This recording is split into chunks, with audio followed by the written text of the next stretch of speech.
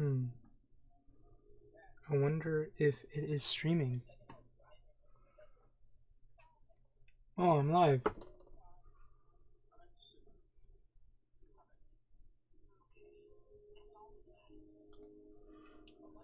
Mic test, check, check.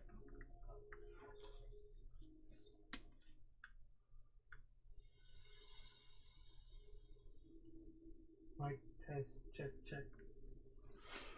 I can afford to turn it up a bit. Okay, that works.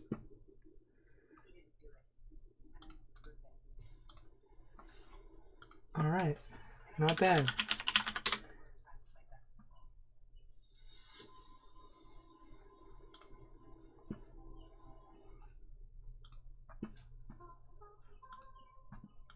Edit profile.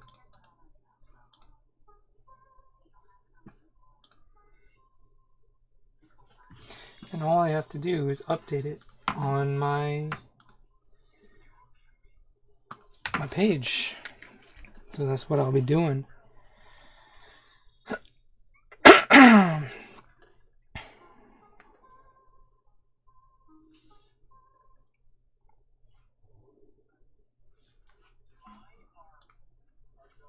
Hey, am I watching or is someone else watching?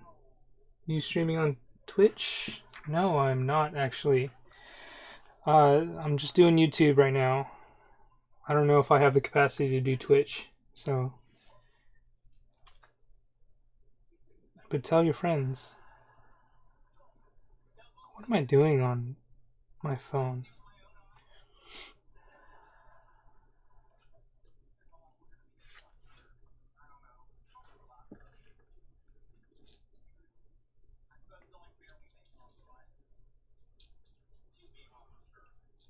Care to watch me live stream a console cleaning? Check my link or check my bio for the link. Live now.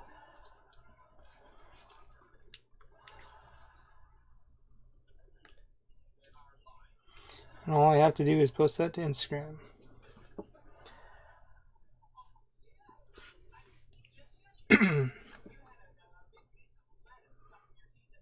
So who have we got with us today? I know we got King Wispy in here, or Whipsy. King Whipsy. What's going on, man?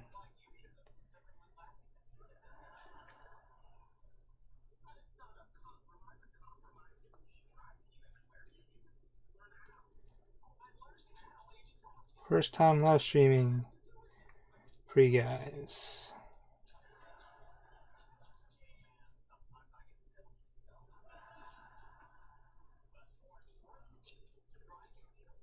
Come check it out.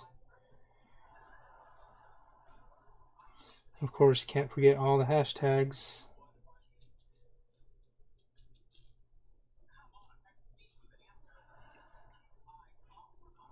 Nintendo.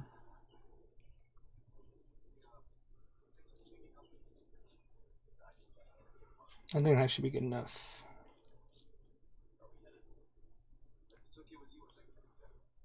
And share. Hopefully it shares.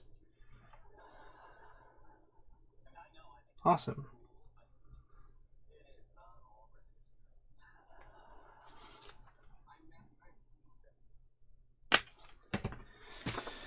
All right, and without further ado,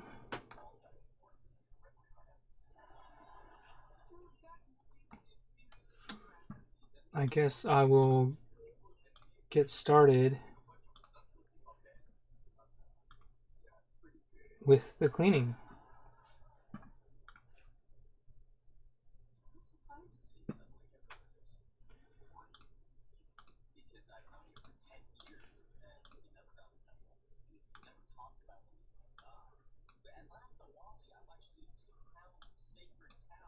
All right.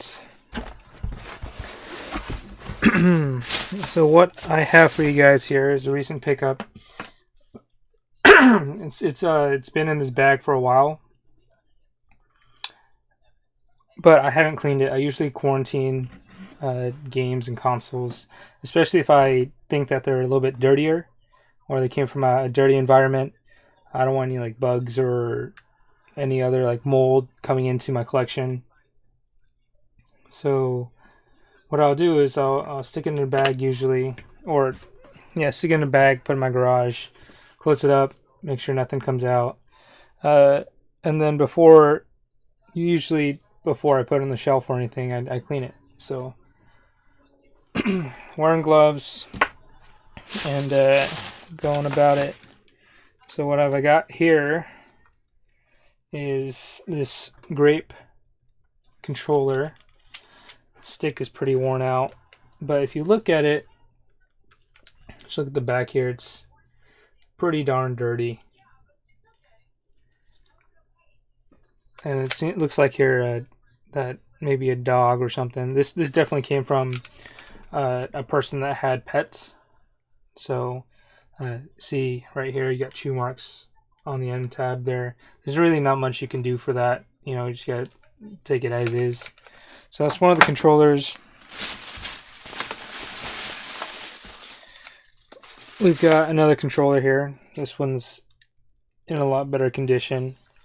Not as dirty. Same color. The only issue with this one is it seems like there's a stress crack right there, a stress fracture. The stick on this one's not too bad either. But got those two.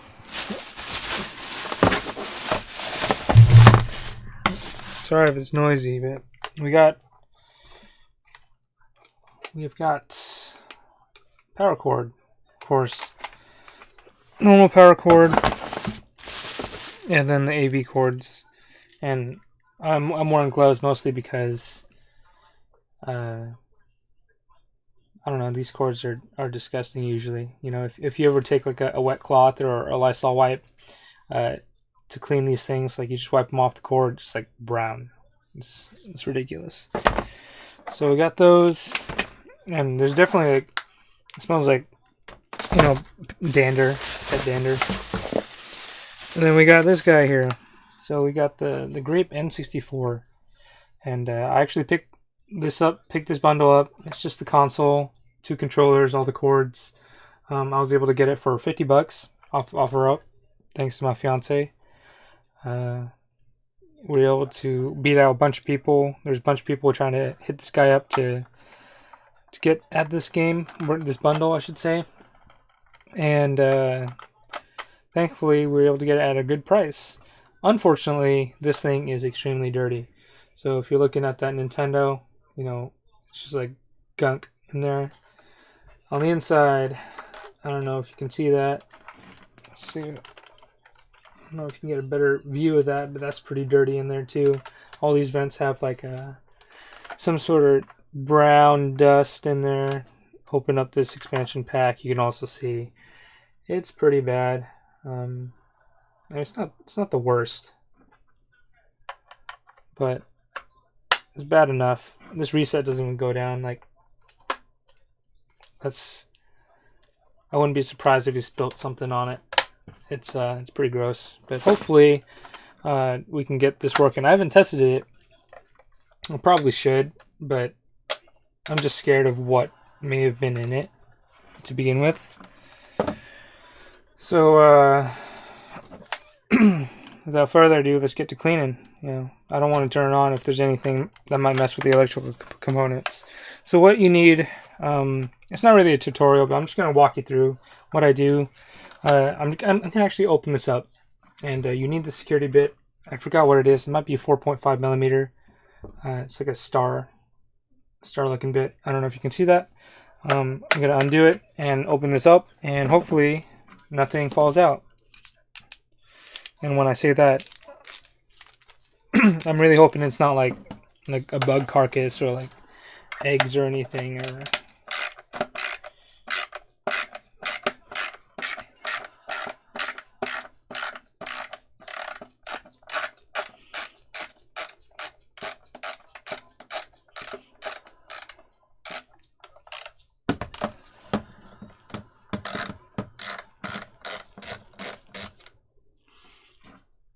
I actually love this screwdriver. It's a snap-on screwdriver. It's got a little ratchet in it, so it makes it way easier to take things apart. And let me know if like the audio levels are kind of like too loud or anything, or too quiet. I can turn that up for you. So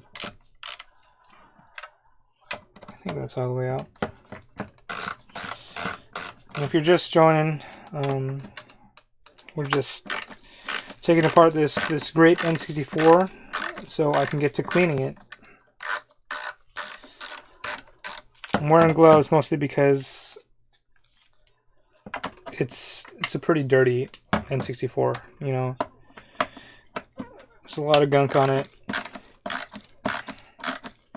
I don't know what it is because it's not the normal color of dust. It's like brown and like reddish.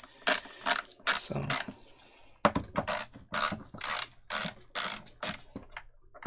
is that out all the way? Okay. I think there's 2 more.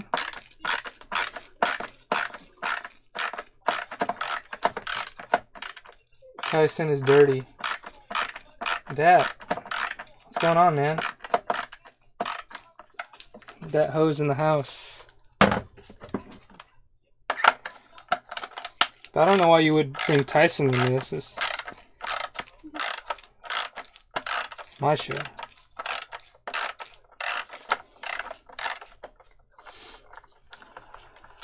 Okay, so we should have all of them. Take this out. There's another view of, you know, this is a component that never gets used, this extension port. This is used for the DD that attaches at the bottom. We didn't receive it in the US, but even then, there's a whole bunch of stuff in there. Stuff we don't want. So I'm going to stick this in the box, and hopefully we can get these screws to come out. So you got a foot that came off. Probably do this more gracefully, but it should be able to come right off. Yeah, and you see that? That's gross right there. I don't know. That little ring of grime should not be there. It's just attributed to, you know, someone that does not care for their things. You know, you don't have to be a collector or like an enthusiast to take care of your things. I mean, I've always been like that since I was a kid, though. Like, even when, like, I actually kept my Super Nintendo games and cords and controllers in a lunchbox, and every single time that I was done playing my system, I put it back in the exact same way. All the cords folded the same way. In the same place in the lunchbox. The games were ordered in the same way. So now that we have those out, we're going to lift this up. If we can. Unless I'm forgetting about... Oh yeah, I forgot. In order to take it out, you have to take out the expansion port. So I have a tool for that. I'll be right back.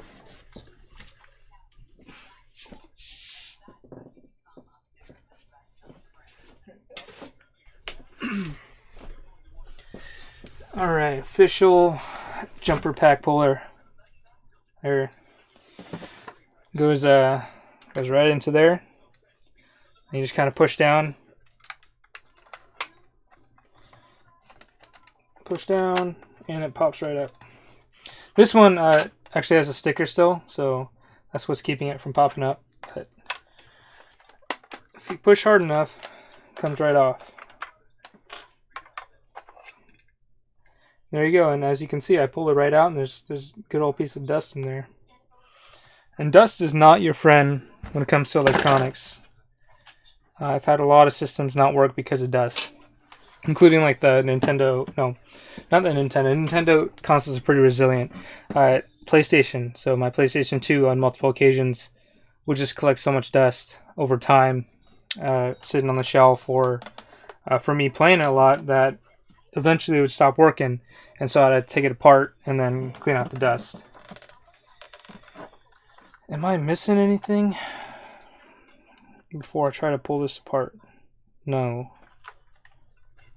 That should be it. Yeah.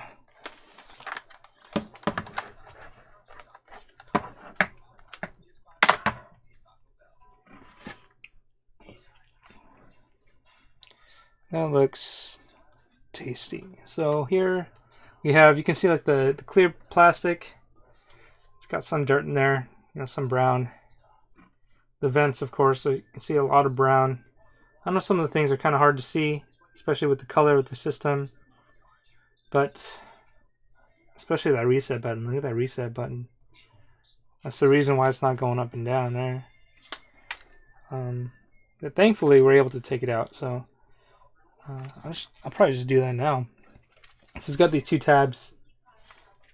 Push them in and you push out. So it's already going through.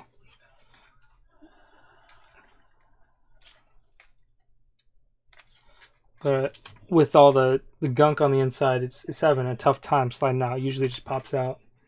But you can see it's already raised up.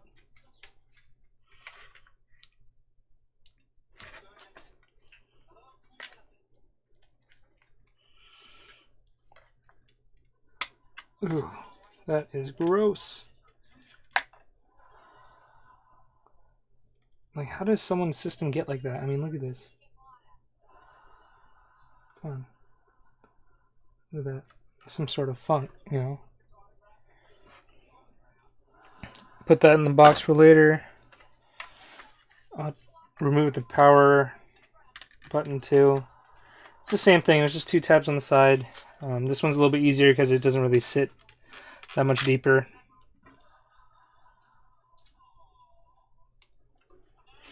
It's kind of angled. It's kind of a fun little look there.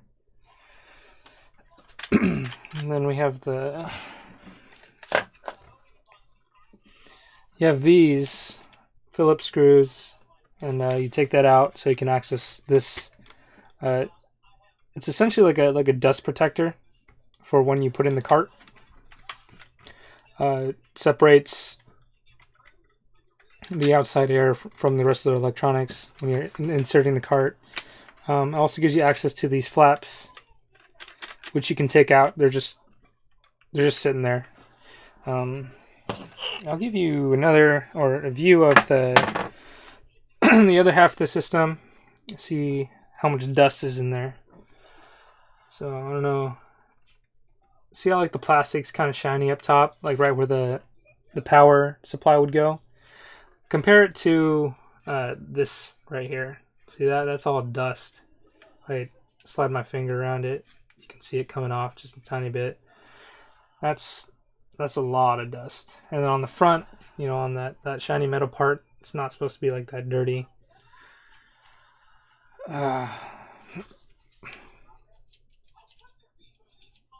I mean, that's a good sign that the reset button actually it pushes, because before it wasn't pushing at all, mostly because when it was set in the top half, you know, it was surrounded by some sticky stuff. But hopefully it works. With that being said, let's go ahead and continue deconstructing this thing, so we can get to a deep clean. And usually what I do, you know, I got this 91% isopropyl alcohol. I use Q-tips with this to clean a lot of components, mostly because alcohol kills most germs. What's going on, Lord Vash? Thanks for tuning in. Okay. And then usually for games and like surface cleaning, I'll use these Clorox wipes. You can also use Lysol wipes. It's just I haven't had any issue with them. I know some people swear by like warm water and some soap, but I just, you know, these are easy. You just pull them out. They're all ready to go. You don't have to worry about a mess. Once you're done with them, you just toss them out. And they work really well, like right away. So, for example, I can just take this out. Let's start with the top cover. I don't know. I haven't wiped this yet at all, so let's see how it goes with just a quick wipe. There's noticeably dirty areas, in the grooves and stuff, but we actually don't know how dirty the console is without giving it a wipe. And that's one of the reasons why I wear gloves. It's mostly because I have no idea where this console's been. I'd like to think people take care of their stuff, but in reality, it's not. It doesn't happen. People smoke. People have pets. Sometimes people don't take care of their pets, and surprised to see me online. Yeah, I mean, I stopped doing pickup videos, or I'm pausing on that, but doesn't mean I can't stop producing content or being involved on the channel or something. So it gives me something to do still. I mean, I'm doing this stuff anyway. Might as well give more people access to it. I don't have to film every single thing, but it's nice to interact with some people, some of my subscribers, some of my friends, that sort of thing. So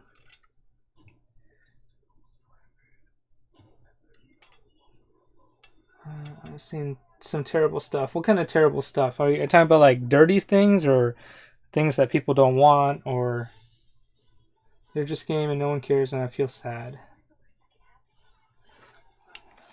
Well, I mean, the way I see it, if you're out, collecting and stuff, any day that you find a game is a good day.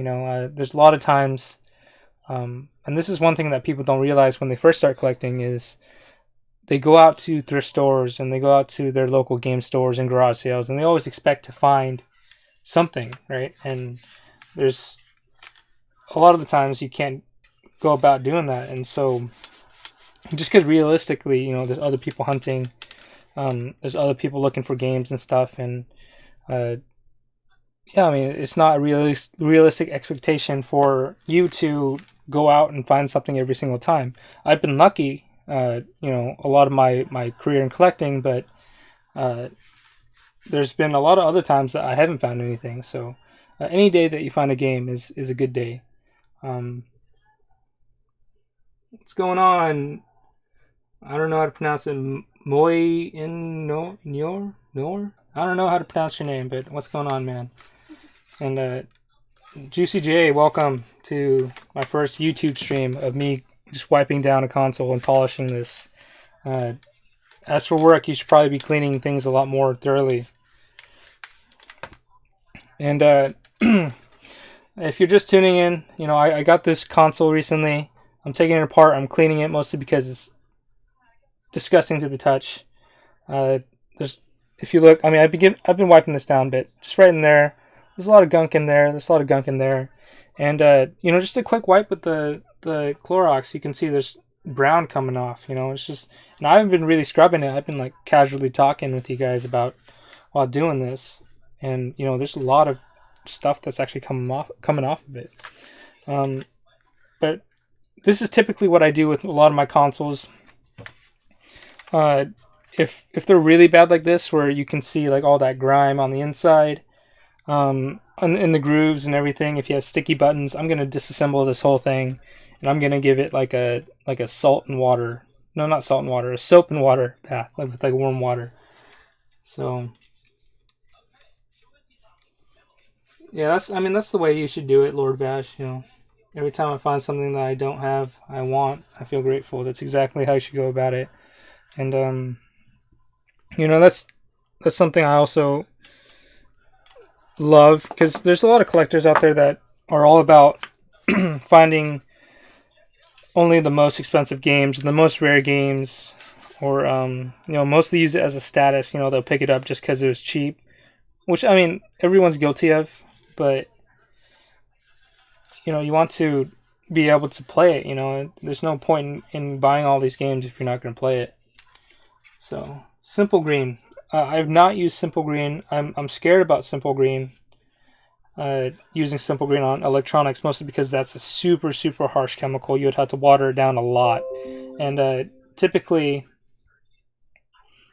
even though I'm wearing gloves, I'm really scared to work with that type of stuff, mostly because if it gets on your skin and you're not wearing the proper, you know, safety equipment or gloves or I don't know glasses. I don't know how well you do it, but it could really mess your skin up. And if I'm doing this a lot, I don't want to have to worry about that. And like just another example, you got these controller ports. There's a bunch of gunk in it, and I'm just giving a quick wipe with the Lysol wipe, and already you can notice a big difference on this port versus these ports. There's that, and on the Lysol wipe you have that type of stuff.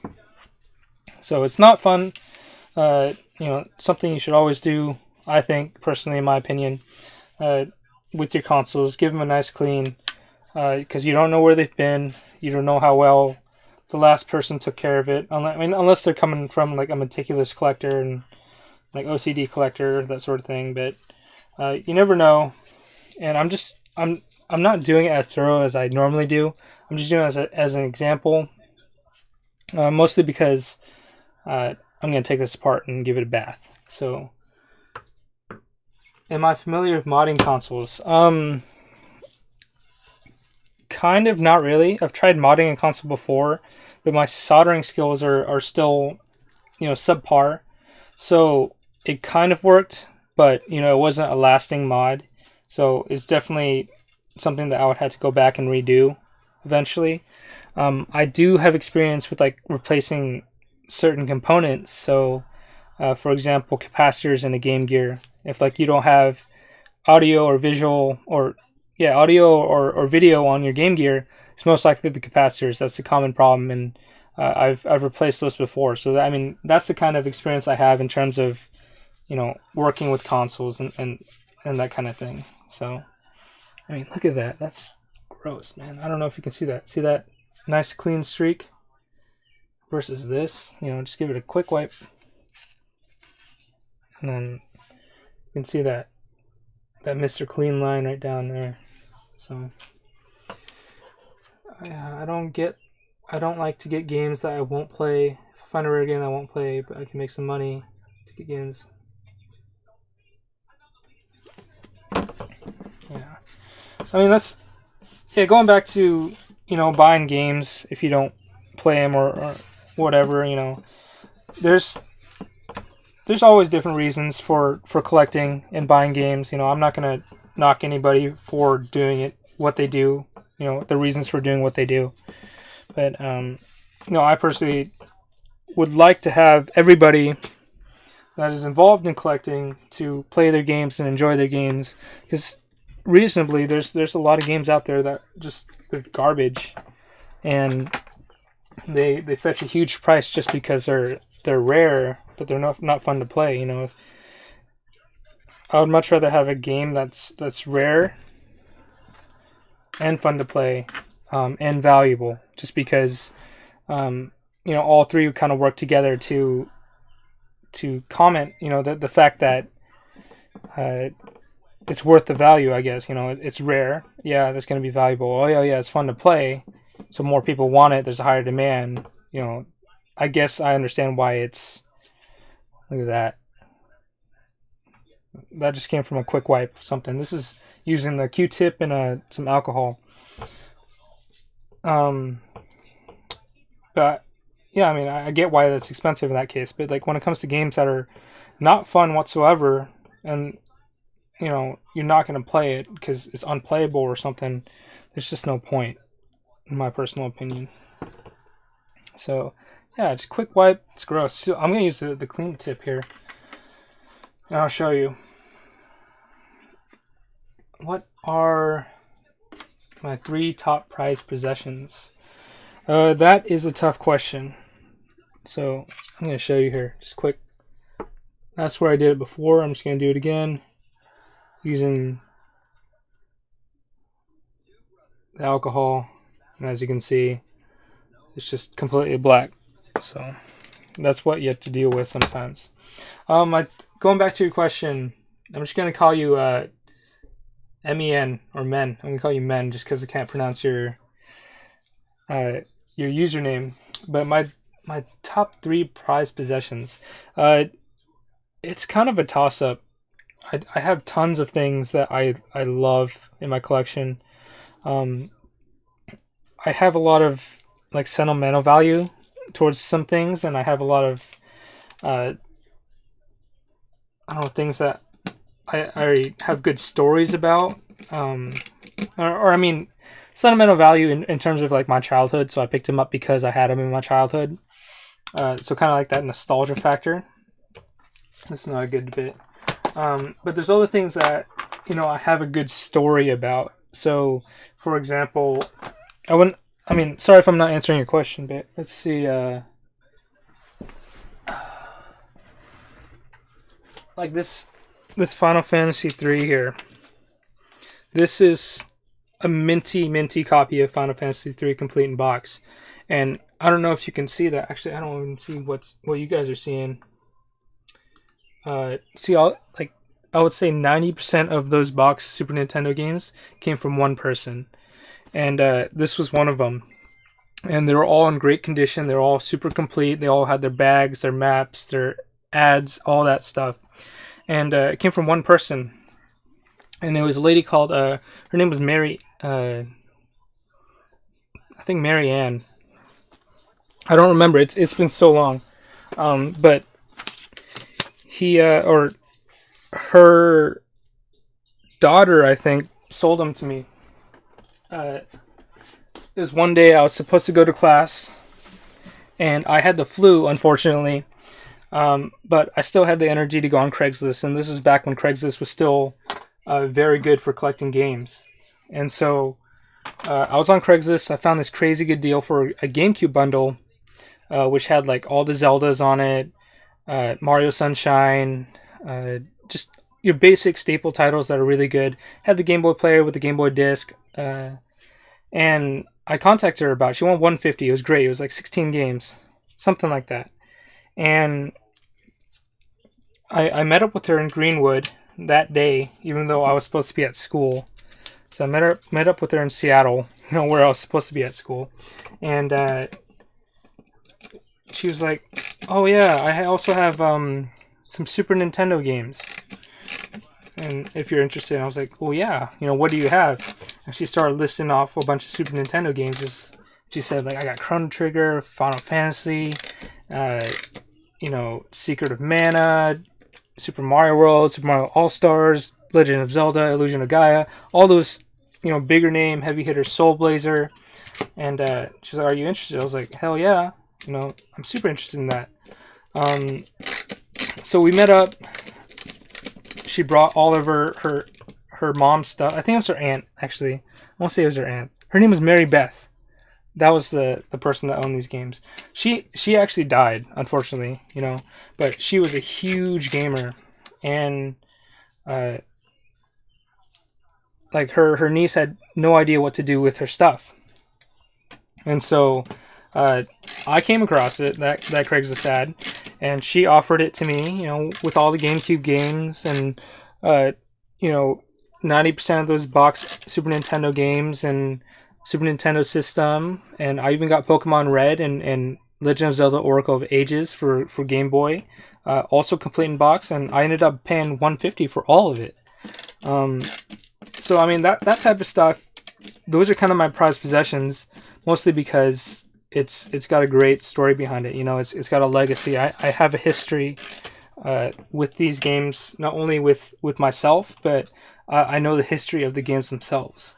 So, I mean, I don't know if that answers your question. I do have really valuable things, but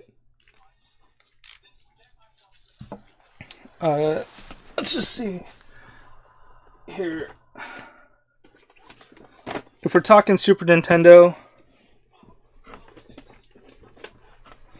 these games right here, I could not live without. So we got Kirby's Dream Land 3, Wild Guns, and Mega Man X3. This is the very first game I ever played, Mega Man X game I ever played, so and beaten. So this was a game that is near and dear to me. I actually played on emulator first, so that's an interesting one. This game was the very first brand new game that I ever received. So, cool story about this was back in when the Super Nintendo was still relevant. Went to KB Toys with my dad because we had an agreement. Made a small deal that if I did something, I forgot what it was. He would buy me a new game, and so we went to KB Toys. I picked out Kirby's Block Ball actually on Game Boy, which by then it was in the clearance bin, but I just wanted a new game because we always grew up in pawn shops and thrift shops anyway. And he was like, you know what? I'm not going to buy you that game. And at that point, I was like really upset. I was like, why? Because you told me you'd buy me a game, that sort of thing, a new game. And he was like, no, I'm going to buy you a better game. And so this was in 97 too. So he was like, oh, I'm going to buy you this game. I'm like, no, I don't want that game. I want Kirby's Block Ball. And he bought me this game. And I took it home and I played it. And I fell in love with it. It's like one of my favorite, is my favorite Kirby game. And one of my favorite Super Nintendo games. It's beautiful. If you haven't played it, I highly recommend it. But that game, I couldn't live without. That's one of my prized possessions. And this is actually not my original copy. I gave away all my Super Nintendo things. I think when around the same time the N64 came out. So I gave it to my cousins. I gave them all my games except for Kirby's Dream Land 3. But then my family ended up moving, and during the move, I lost that game somehow, and that broke my heart. But when I got back into collecting, this was one of the games that I had to make sure that I got complete in box. So I actually paid eBay value for this a long time ago, so I didn't pay as much as I did now. I probably paid as much as a loose cart is going for now. But what's cool about this also is I did it with Reddit. Used to have a game, or they still have a game collecting subreddit, but they had a thing called Chump Change Challenge, or Chump Change Challenge. It's kind of a hard thing to say. And what we would do is we'd save up all our change for a certain amount of time, and with that change, you would use it to buy a game at market value. So, I mean, it's just saving, and it's just a fun thing to do. And everyone would show off what they got for their their chump change that they found in their pockets, in their cars, they found on the ground. And I already had a lot of change saved up, so I was like, screw it, I'm gonna buy that game.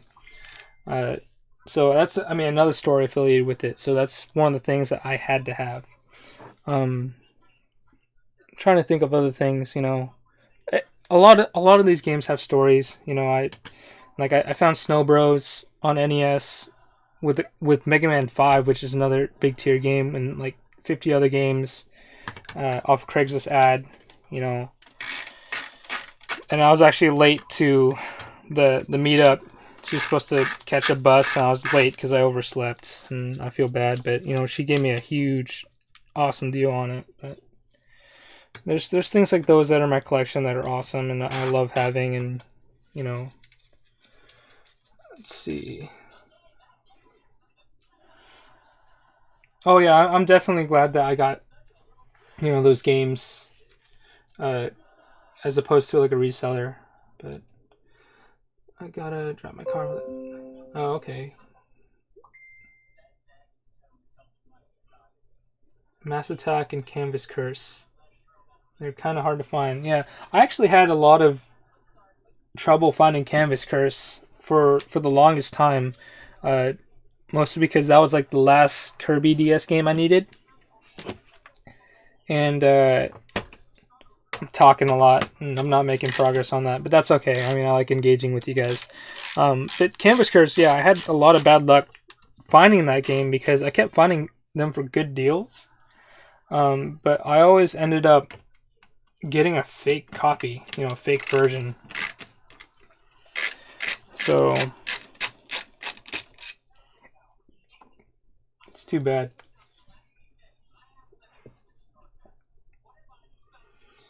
Metal Jesus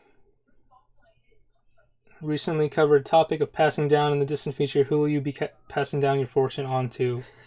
That is a good question. I've actually thought about it before, but it's kind of tough to say. you know, it all depends on the circumstances that I'm in at the time. Because I don't know if there's only a few people that I really trust to handle my things. You know, my fiance is one of them. She knows exactly, you know, how much this stuff means to me. My friends have an idea, you know, but I have a feeling that they think I'm just a little crazy about it. You know, it's just kind of a phase, like a long phase. But, you know, I thought about, you know, just straight up selling it to a game store, that sort of thing. I don't want to really list it on like a third party like Craigslist ad or anything, because it could get into the hands of scalpers or something, or, you know, I don't like having to people. I want to be able to choose who it goes to. And like if I gave it to like a local game store, I'd be completely okay with that, because you know, I know that for the most part game stores are open because they love retro video games. You know, that's their passion. That's why they're there. They'll clean it, they'll take care of it, they'll price it fairly, you know, reasonably, and if anything, it's gonna go to a person. Those games are gonna leave that store. You know, if someone's gonna pay for that game that really wants it. You know, you don't see resellers going into game stores paying market value for those games because they want to resell it. You know, it doesn't make sense. They're not going to make any money. The people you see that go into game stores are the ones that want to, you know, buy those games, play them, enjoy them, just like they did in their childhood or something, or they heard it was a good game and they're willing to pay that much for it, you know, that sort of thing. And so in that case, I mean, I wouldn't mind if we just sold it off, you know, in bulk to a game store. That'd be awesome. I've also thought about like kids. I don't have kids, but you know, if I do end up having kids that are old enough to comprehend, you know, what this means to me and like what death is and stuff, then, you know, it might go to them, you know, as long as they're not like little turds and sell it off the minute I die. So, I mean, it all depends, you know, on the circumstances. I have a lot of situations, and my fiance actually makes fun of me for this, because I always have like hypotheticals for everything. So when it comes to buying a lot of things, even shoes, you know, like shoes, like what if I have to run from somebody, which is not really that reasonable a lot of the time, or like what if I get chased by an animal, you know, I have to be able to run, that sort of thing. And I don't know. Let's see. I want to get the main Kirby series, not the puzzle games. I mean, the way you collect is your prerogative, but I highly recommend those puzzle games. I like puzzle games a lot, even though I'm bad at them. They're really fun. Dream Course, if you're not considering that a mainline game, I would still recommend it. You know, it's a very fun 2-player game. You can play it like it's like golf essentially if you haven't played it. And yeah, I mean, if you want an idea of how much fun you can have playing it, I'm a huge Game Grumps fan. If you guys know who that, you know what channel that is, it's Eagle Raptor from Newgrounds, animator, and Danny Sexbang from Ninja Sex Party, and they just sit around, play games, crack jokes, inappropriate jokes. So if you're underage, you should, you know, make sure you're allowed to see that type of stuff.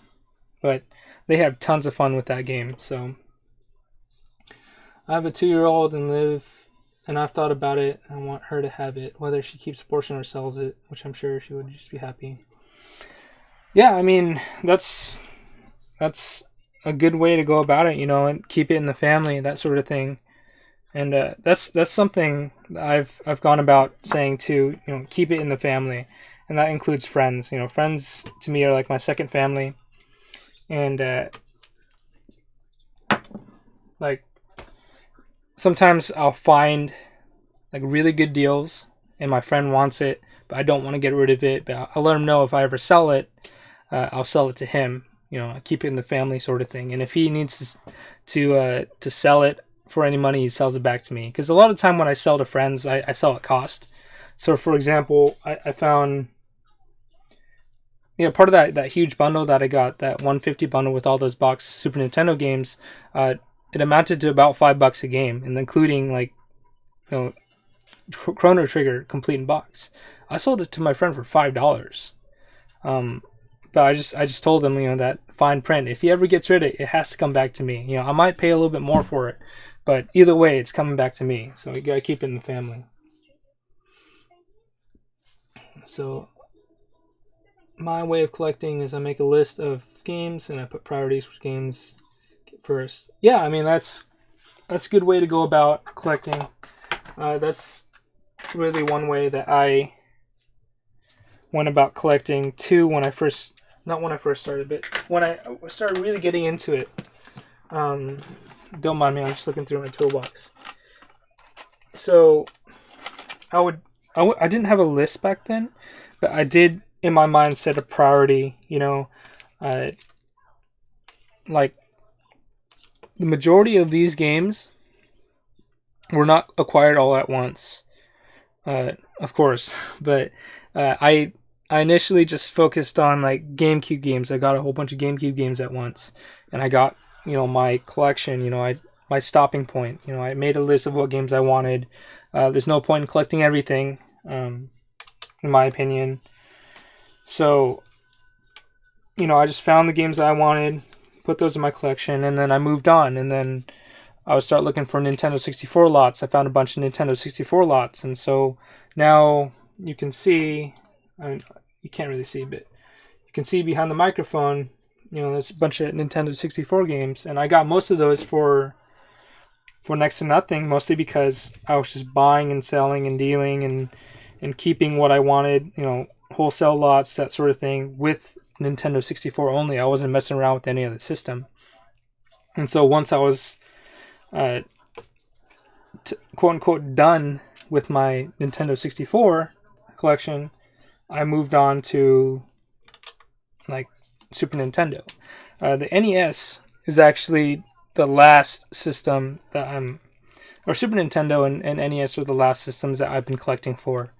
And, you know, I think that my timing was pretty good because it's been pretty affordable in a sense. You know, before the prices have gone up in the past like 2 or 3 years, they've gone up like crazy. But when I was first getting into all this, you know, it was still somewhat reasonable. So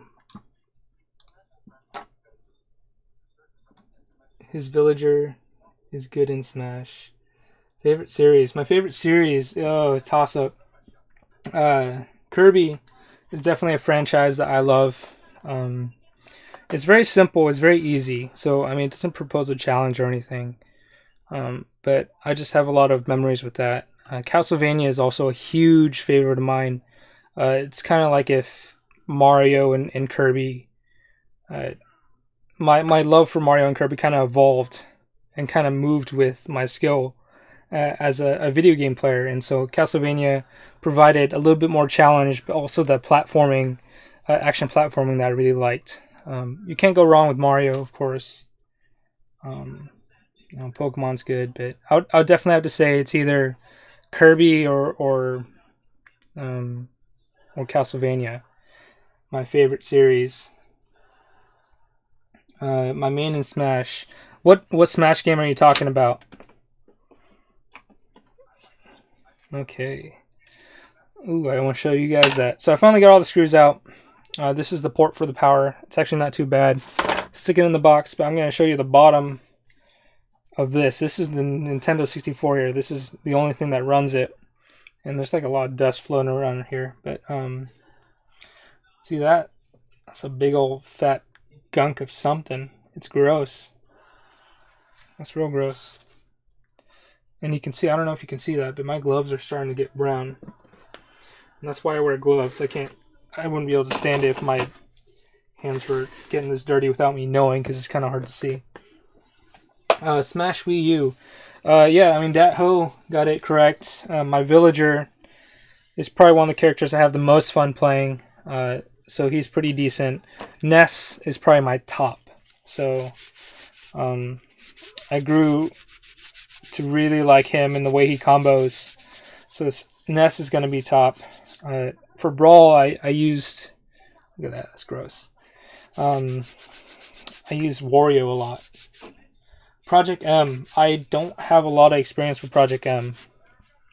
Um, you know, I installed it on my Wii for a small amount of time, and then I just never really got around to playing it. Mostly because that's the type of game that I would mostly enjoy playing with my friends, not playing by myself. And during that time that I got it installed in my Wii, I had moved farther away from my buddies.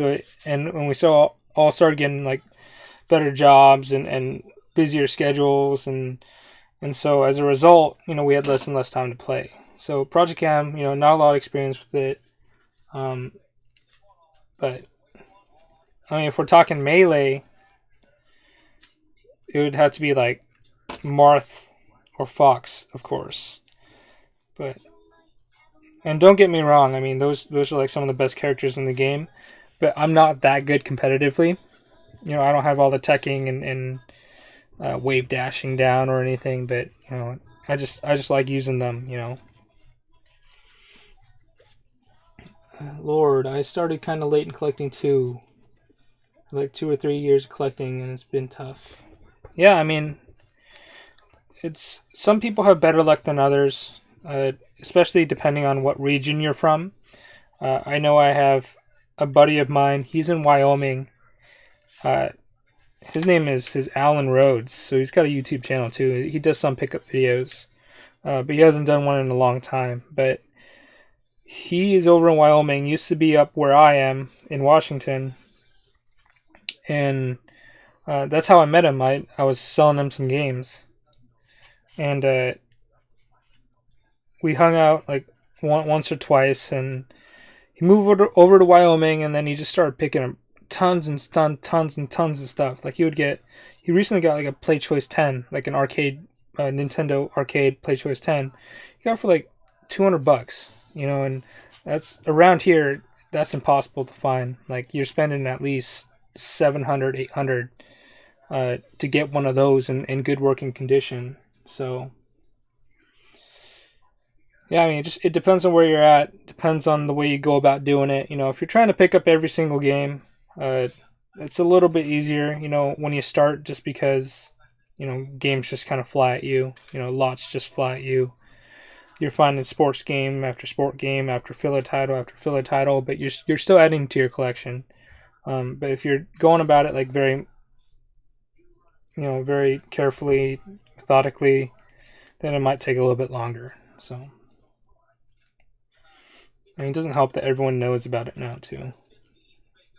Everyone realizes that the Super Nintendo is worth $70. So, I don't know why I'm cleaning this right now. I'm gonna with this. I mean, look at that. It's disgusting. I'm probably gonna take. What I'm gonna do with this is I'm gonna take a toothbrush with some like rubbing alcohol, and I'm just gonna, brush the crap out of it. So.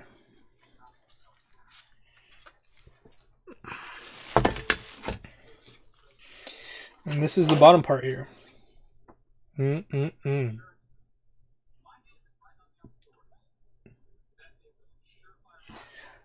Hey, don't knock. I wouldn't knock sports games too much. There's some sports games that are super fun. I mean, I understand like all the Maddens and stuff. That gets tiring to see. But there's games like Tecmo Bowl. It's a sports game, but that's one of my favorite sports games. Tecmo World Wrestling. Any Tecmo game is going to be good. Super Dodgeball, which is a game, I think it was made by Technos Japan. So if you ever played River City Ransom, it's made by the same people. So Super Dodgeball, Super Spike V-Ball, that's a fun one too. Those are all sports games, and I really enjoy them. If you like Mario Kart, that's a sports one too. So, what's your main focus right now? Main focus, yeah.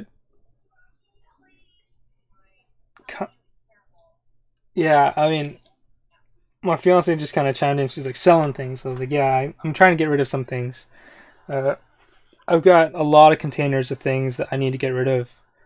Just duplicates that I never, got the time to selling, got to selling. So there's that. But in terms of collecting, acquiring things, Super Nintendo and NES. So I have a bunch of like top tier rare titles, hard to get, expensive ones that I'd like to have. I just haven't gotten time to get them. So there's that. I'd love to have Bonk's Revenge, Bonk's Adventure for TurboGrafx. Even the one for NES, that'd be great too.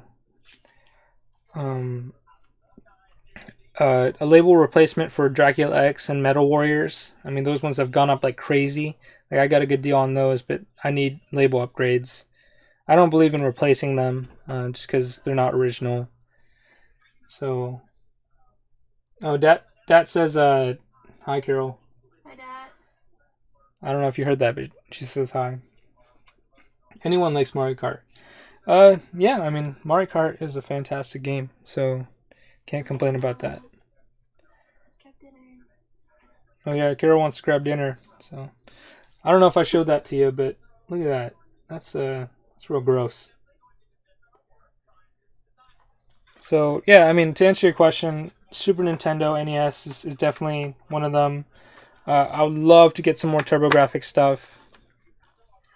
I mean, I'm gonna say that I'm done with this for now. This is the next step for this is gonna be the good old soak. So I'm gonna move on to controller. What other stuff am I trying to get? EVO. EVO. I mean, that's still Hagane is a huge one. But I don't want to pay that much for it. Yeah. I've got Hagane for the Super Famicom. I paid $50 for it about 2.5 years ago, I would say. One of my mom's coworkers actually went to Japan, and she knew that I was into collecting, and she asked me if there's anything that he could keep an eye out for. I was like, yeah, I'd keep an eye out for Proteus and Hagane.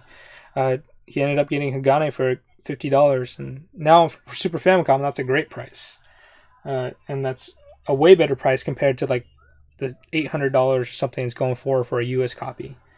So, welcome back. Disney sports games are getting ridiculous. Yes, actually, they're not bad either. DuckTales 2? Yeah. I have skateboarding, but that's the only one I've ever come across, and I found it at Value Village.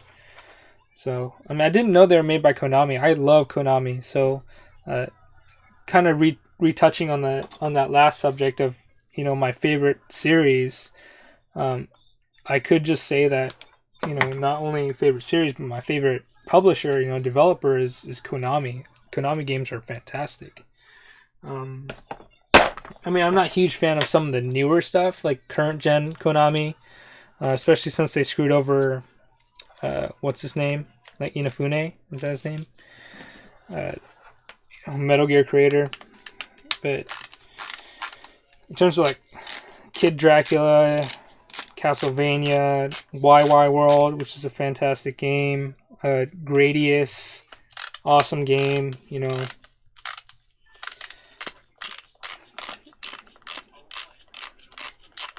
What else is made by Konami? The Turtles games. Teenage Mutant Ninja Turtles Classics. DDR, yeah. DDR is a fantastic one, too. Beatmania, with those rhythm games.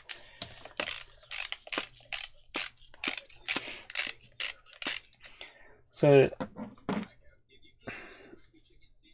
and whenever you're taking apart something, make sure you know where the stuff goes back. There's like a lot of screws that are part of this system, and you don't want to get those mixed up. So for the N64 controller, there's 1, 2, 3, 4, 5, 6, 7, 8. No, 1, 2, 3, 4, 5, 6, 7, 8, 9. 9 screws. So there's 2 on each of these here. Oh, that just fell out. One on here. Two right behind the grips. And then two in here. Well, that's not a good thing. I'm dropping screws. I didn't know I loosened that many. And the ones in here are actually a different size. So you want to find a bit that's either a different size or compatible for both.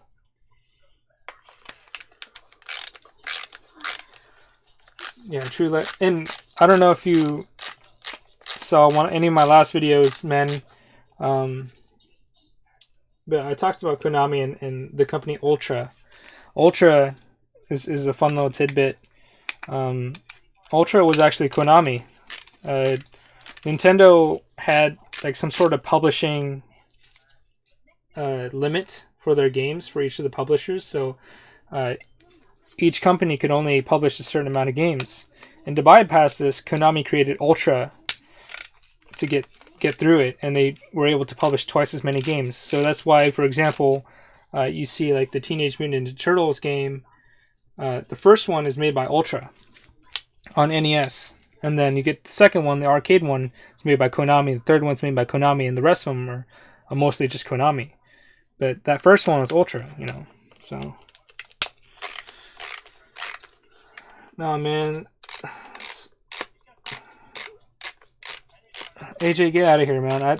I don't even know what that publishing company is. I know you love that obscure stuff. And unless they made Nova Storm, I don't know if I can agree. And we both know how I feel about Nova Storm. Sega Atlas. Yeah. I mean, I always liked the idea of the Genesis and Sega. I mean, probably my favorite Sega system is the Dreamcast. That was probably the only Sega system I owned, and I loved the arcade ports. I loved arcade games, and that was a way for me to play those arcade games at home. But in terms of Genesis, I just always had Nintendo. My cousins had Genesis, and we would play like Mortal Kombat, Echo the Dolphin, and those games were great, but I just never really got into them. You know, I never went home thinking like, oh yeah, I need to have that. Whereas those games on Nintendo, I was like, yeah, I need to have that. But for Genesis, I mean, there's certain games that I do want to play, mostly because I like the series, the franchise itself, over the system. So like games like Contra Hardcore, Hyperstone Heist, the TMNT game, Castlevania Bloodlines, that's one I really want to get. Rocket Knight Adventures, just because I picked up Sparkster, another Konami game. But yeah, I mean, there's certain titles that I really want to play. I have Mega Bomberman 2. Bomberman's an awesome game.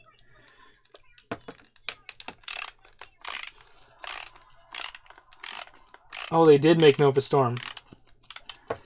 I can see why you mentioned it now. So, and if you don't know what Nova Storm is, please, I highly recommend. Don't look up what it is. Just buy it. How much is it? Let's see how much it's going for. I got lots of stuff here. How much is it going for? I'm going on VGPC right now. Nova Storm.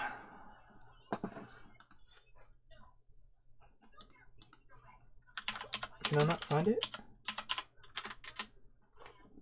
It's not on VGPC? No, not Craigslist. eBay.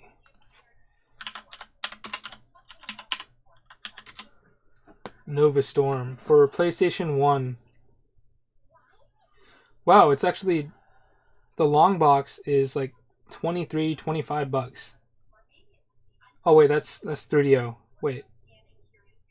They have it on 3DO, PS1, PC.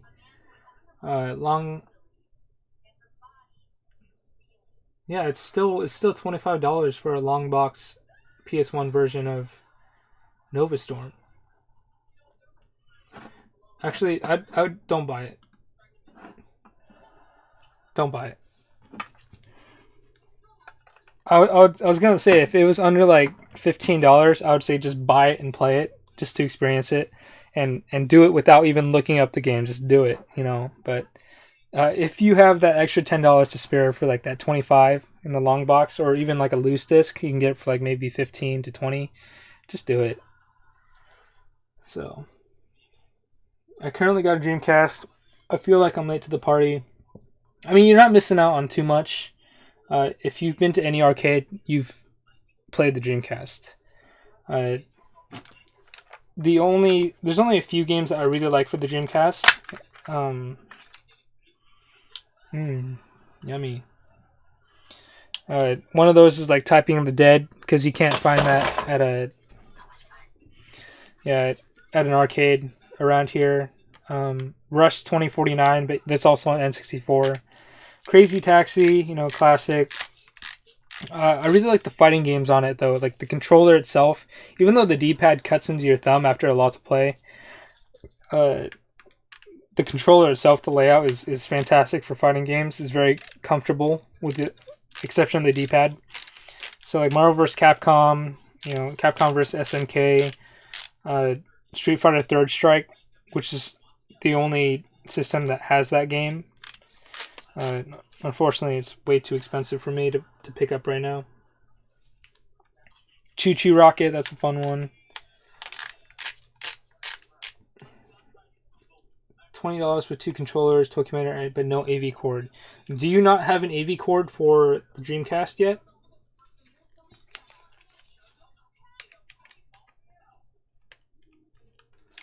I mean, that's a great deal for a Dreamcast. But do you not have an AV cord yet? Juicy J coming through with the deals. Nova Storm loose disc, $5 on Amazon. Worth it. Watch, so there's gonna be like a weird, I'm just throwing these parts into a box because I know how they go back, how to put them back together. But yeah, Amazon's gonna have a weird sellout of Nova Storm, because there's 5 watching. There's one person here, one person owns it, so there's gonna be 3 copies for sale for $5. You guys go buy it, and they're gonna have a 300% increase in sales of Nova Storm, and it's gonna sell out because nobody wants that game, so nobody sells it. It's that. This is a rubber gasket seal that pushes the buttons, gives it that register, touches the circuit board, but you see that gunk in there? It's gross. Now you're talking about Dreamcast and fighting games. Makes me want to get the arcade stick. Yeah, I mean, I don't have an arcade stick. I've never been a huge arcade stick guy. I mean, I have one, but I was just never good at it, I was always so used to having my thumb push all the buttons I needed with maybe an index finger, but having the rest of them, I was just never coordinated enough. I'd forget about certain other buttons. Some more dirt here.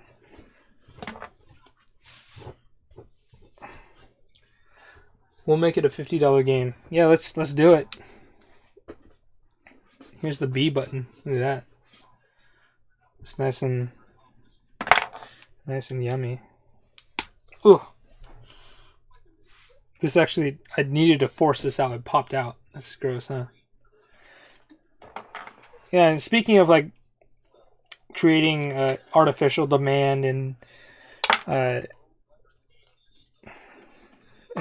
increasing the price, artificial scarcity, that sort of thing. There was a guy that actually did that on eBay with a Game Boy game. He did it with a game called Rampart. Kind of like a bogus strategy war game, I think.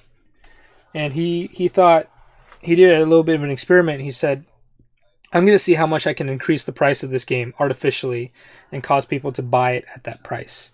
And so what he did was he bought sorry, it's hot in here. He bought up a bunch of copies of Rampart. And you can look this up too. And he just hoarded them. And then he started listing them at X amount of dollars, maybe $2 or $3 above the going rate. then he would end the auction or something, or it would sell, and then he'd continue to do it, and I think he'd use dummy accounts, and he would buy his own auctions. And I mean, he lost a little bit of money in the process, but he ended up increasing it by like $10 or something, which is crazy because that Rampart game is garbage. So, what was I doing? I was cleaning this thing. So I got all the buttons out.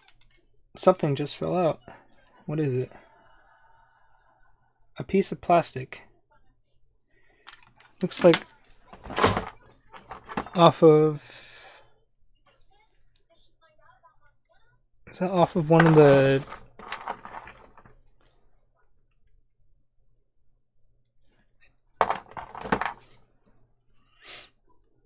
Oh, so it's off of this left shoulder button.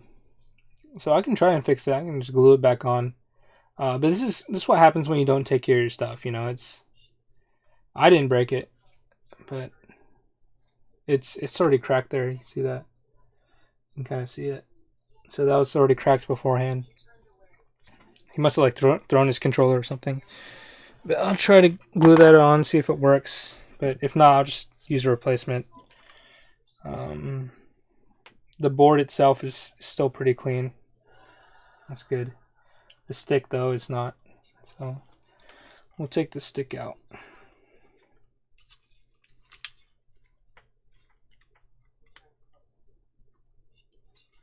Oh, it's already been like an hour? Man, that's crazy.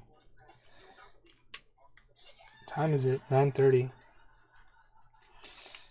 And I've mentioned this like in some of my other posts and my videos and stuff. Like this, not talking to myself or talking to, you know, people on the internet like this, but cleaning games and cleaning consoles and hardware and stuff is very relaxing for me. You know, it's something I like doing if I'm not buying or collecting games. So, and just for anybody who hasn't replaced an N64 joystick before, it's very easy. It's screwed into the plastic, and there's a rubber gasket that's usually on here, and you can just unclip this chip with these two clips here, and there's this wire, and you can just, you know, plug it in, unplug it, and then it has it loose. You can just take it out, and that's how you can replace it if you have like a donor joystick or you buy a replacement online or something. You can even take these apart and like replace some of the plastic components. So one of the main reasons that this gets all worn out is the components on the inside is made of plastic, so over time it gets super worn out. There's even, I think there's like a little bit of a spring mechanism, so that gets worn out too. So you can replace those parts. I know there's some places that 3D print them, or if you have a 3D printer, you can print it yourself. And they're to the spec of Nintendo's hardware, so they're exactly the same. So if you print them or you buy them, you can just throw them in if you're a little savvy with the screwdriver, and it'll be like good as new. So other than that, you can just replace it itself. But I don't like using third-party replacements unless it's like the GameCube stick version. So you can look into that if you want. I'll like to get a GameCube stick in that. Yeah, it's awesome. So, do you have a FrameMeister, or is quality and upscaling a big factor to you? I don't have a FrameMeister because I don't have $300 to spend on it. $400. It would be nice to have. You know, I'd spend maybe like $150 on it, more reasonably. It'd be nice, but if I can, I'll run it through component or RGB if possible. You know, I have a Sony Trinitron PVM professional video monitor that takes BNC connectors, and I have a RGB to SCART to BNC, and that's how I play my Super Nintendo games typically. I'm also picky about the TVs too. I have a Sony Trinitron for my other systems. I run my GameCube through component. I was lucky enough to find those for super cheap. You know, I've been thinking about doing like an HDMI mod for some of my other systems so I can play it too. And we have 6 people. So if we're just joining us, or joining me, I guess us, yeah.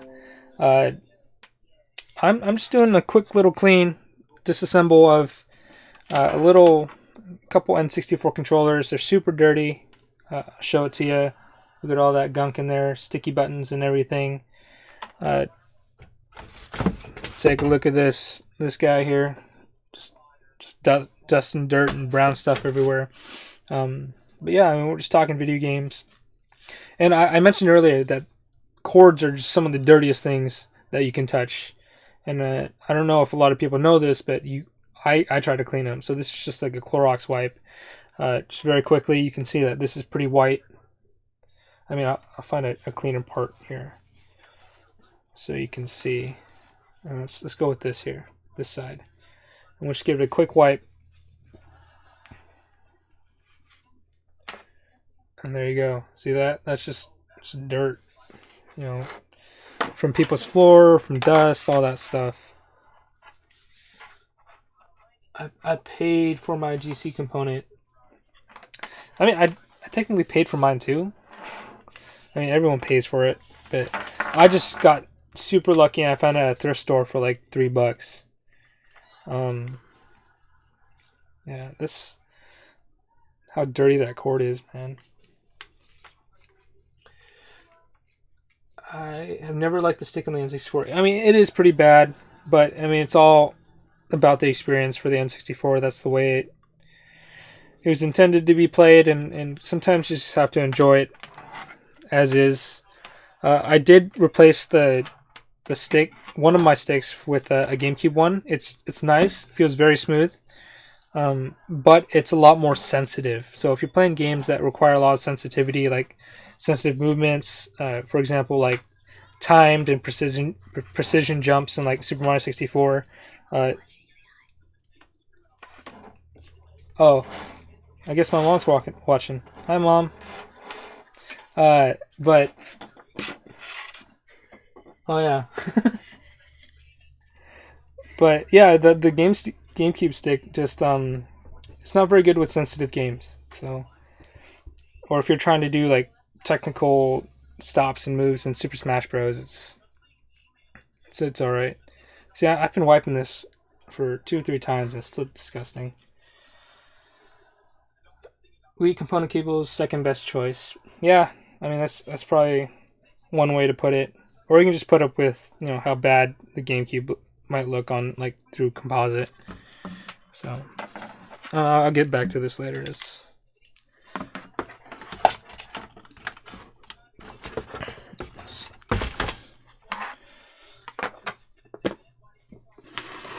Probably spend the rest of my time on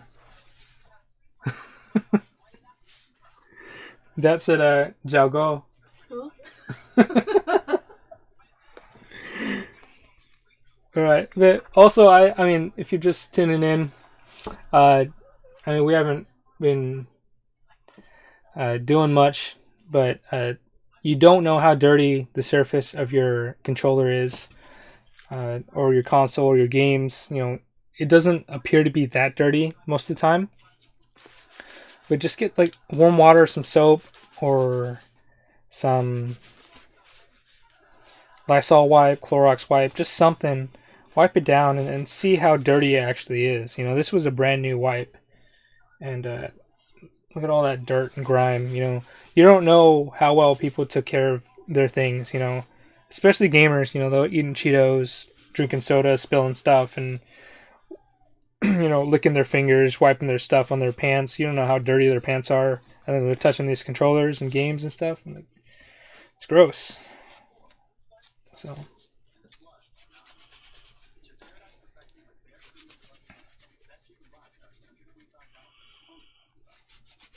So a quick surface wipe, and then in terms of like the edges where you can see that's very dirty, you know, try to get in there with like a fingernail or like a toothpick with the Lysol wipe. You see there's like, it's kind of more like crumbs in there. So, I mean, what about you guys? I should ask you guys some questions instead of me talking this whole time. What are your favorite franchises? You know, what are your favorite games? Top games? Yeah. I know my mom likes Animal Crossing. That's like the one video game she spent hours on. So I introduced that to her. When it first came out, I was at Costco, and I picked it up just because I thought it was cool that it had a time feature, internal clock, so to speak, and the game just played without you actually playing. Picked it up from Costco, and I played it, and then all of a sudden my mom got interested in it, and she started playing. We put a GameCube in her room, and she was running like a 2 memory card type of rig. Go different towns, harvest those apples and oranges so we could sell it for more bells.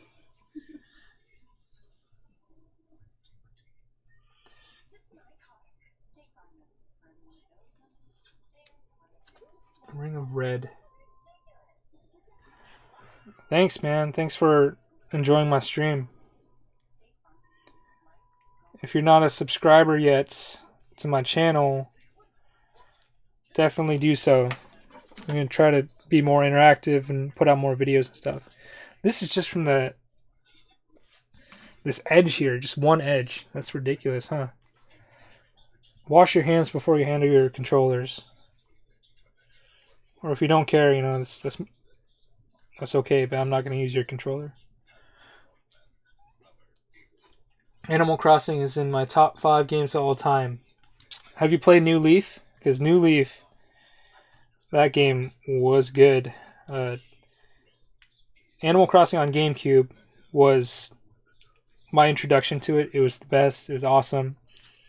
But the other ones didn't intrigue me that much. But then New Leaf came out, and I was like, back on the Animal Crossing train.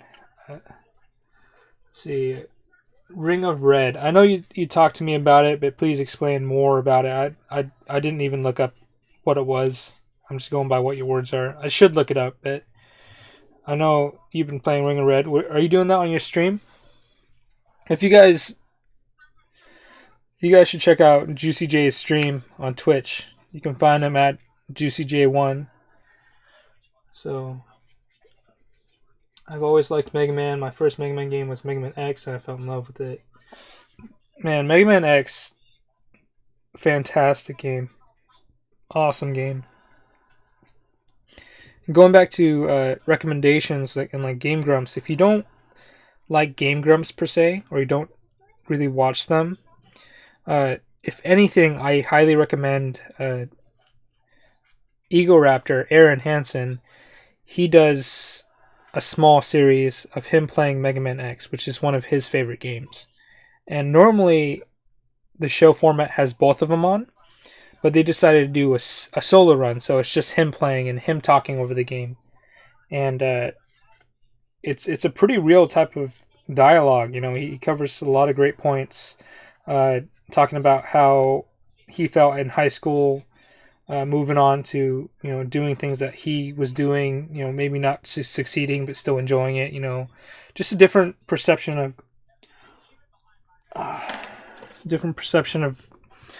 how to go about life. And it's a fantastic series. I think it's 7 episodes, like 10-15 minute episodes. Just check it out. It's really relaxing. You get to watch him play. He's doing an all buster run, so he's not using any of the Maverick weapons, but it's very interesting. It's interesting to see how he perceives, his success and where he came from as a gamer, as someone that he considered, not a school person, that sort of thing.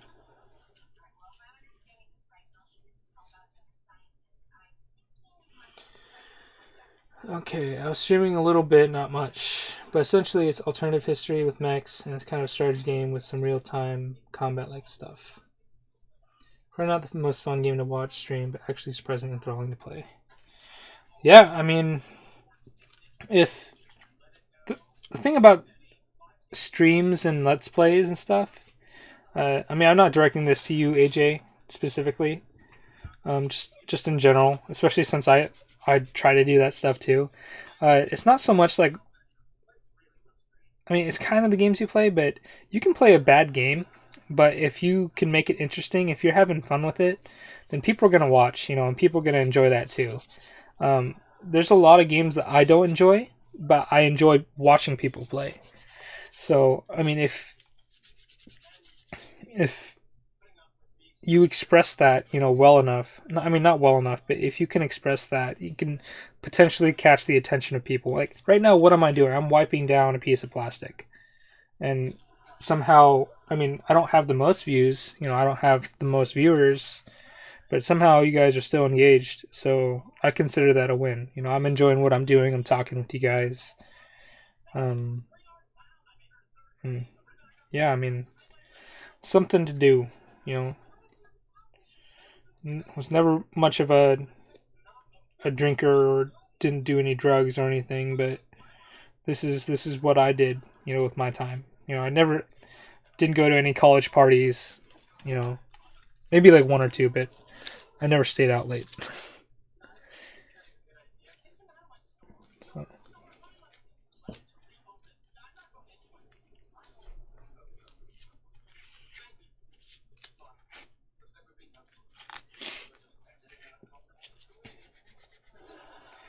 So we got Animal Crossing in your top 5. You like Ring of Red, Mega Man X.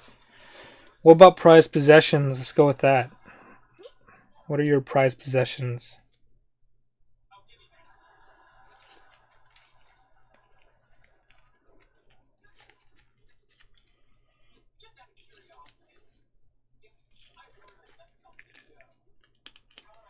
What's something that's in your collection that you can't live without?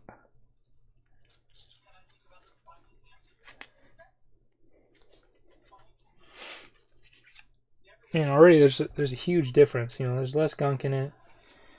Probably on this side, you probably see more, but I'm still working on this side. Okay, damn. You're probably thinking about your prized possession or something. And if you guys are on Instagram, be sure to check out my page. It's not DigiDestin Games, it's DigiDestin. I try to post a lot more on there. Not so much on Facebook. Everything's linked through Instagram. That's my main hub of... I should probably keep the garbage out here. That's my main hub of communication and pushing out pictures and media and stuff. So...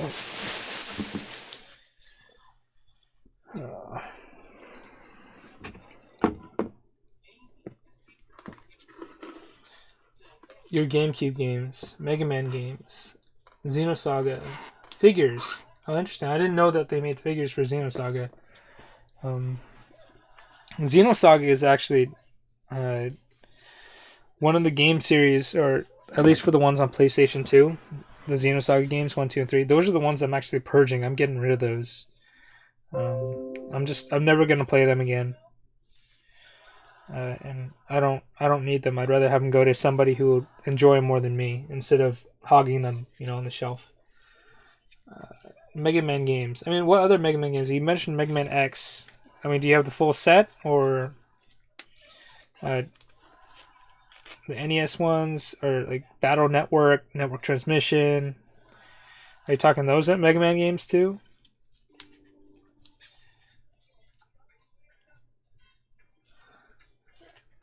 College parties. I didn't go to that many college parties, Mom. They're more like birthday parties.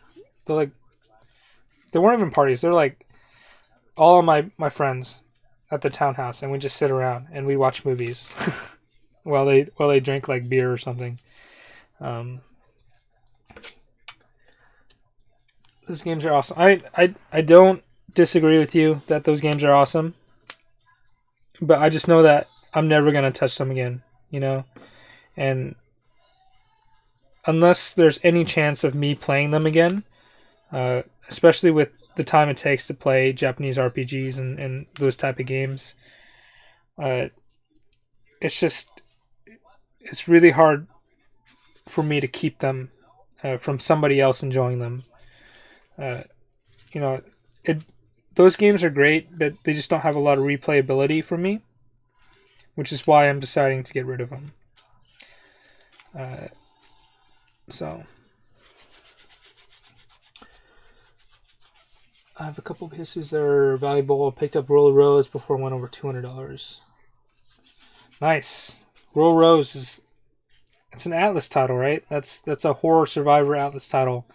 I never played it. I've only heard a lot about it, but that's definitely one that people are trying to get. Grail worthy type game. So that's a good one there. If you're really into PlayStation stuff, I would definitely recommend, staying on top of Juicy J's stuff. He's a big PlayStation and Sony guy. So Tactics Advance, that's a good one too.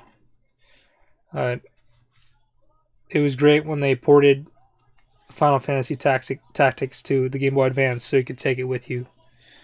That's one of the best things to do, especially when Ocarina of Time came out for the 3DS.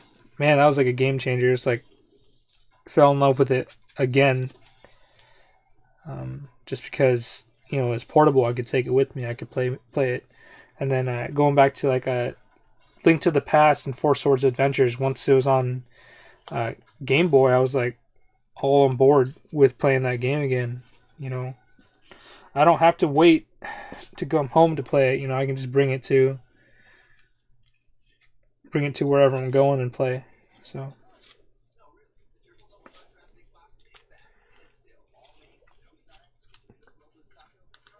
Seventh grade when the PS2 came out. Yeah, I mean, my first experience with the PS2 was actually a buddy of mine, or it was a family friend, and he stayed the night, and he bought a PlayStation 2 when it first came out, and he was like, "Oh, it plays DVDs too. We had to go buy DVDs so we can watch it." So we went to the local mall, picked up Princess Mononoke, the Studio Ghibli film, and it blew my mind because that was the very first thing that I ever did on a PS2 is put in a Miyazaki film and watch it. And that was the first time I had seen any Miyazaki film. That's the first one. And it was incredible. It's one of my favorites now. So, as for the PS2, I never got a brand new one. Like I mentioned before, my family spent a lot of time at garage sales and thrift stores and pawn shops. So a lot of my games and systems came from there. And, my parents got it for me. I thank them a lot for that. I appreciate it. But also, if I was bad, I would get it taken away too. There's been occasions where I would have my Christmas gifts returned because I was, not behaving properly. So it made me really appreciate the stuff that I have now and back then. And yeah, I mean, it's just, you learn lessons.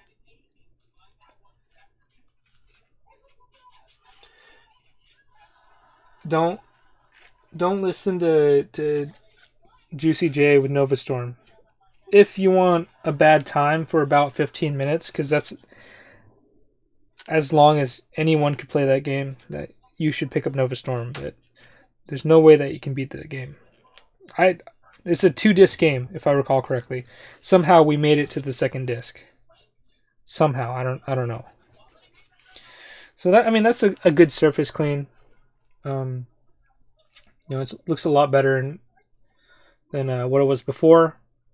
I would still give it a soak to get out the rest of the dust in there. Oh, I should have taken like an allergy pill or something.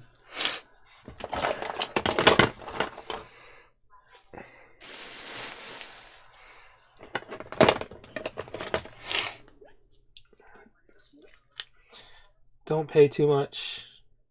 Yeah, PS1. Yeah, fully rendered video for that. With great voice acting and acting. It reminds me of like Night Trap. So just a comparison, this was the front side. I don't know if you can see that very clearly or not, but especially the grooves and the buttons and stuff. A lot cleaner versus it's gross. The back side. So that's essentially how it looked before. And this is after. Big difference. Actually, I can touch this one with my bare hand, not this one.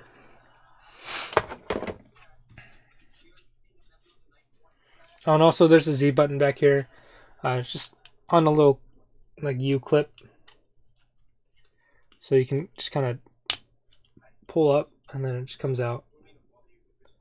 So it slides right into there. I mean, it's hard to see, but you'll see it if you ever take one apart. And quick rub down.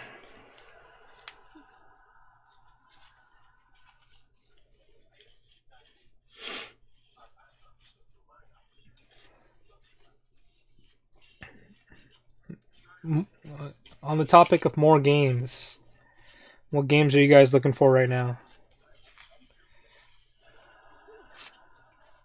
Or if you had the disposable income to buy any game that you wanted personally, what game would it be?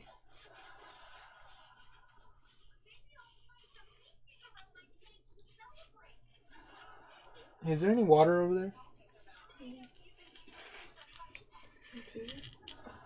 Could you grab me some water, please? Thanks. I'm glad I asked that. Okay. And I'm gonna try one more time to pronounce your name. Moinor. Moinor. Is that how you pronounce it? Moinor. Have you gotten AV cord for your Dreamcast yet? Thanks.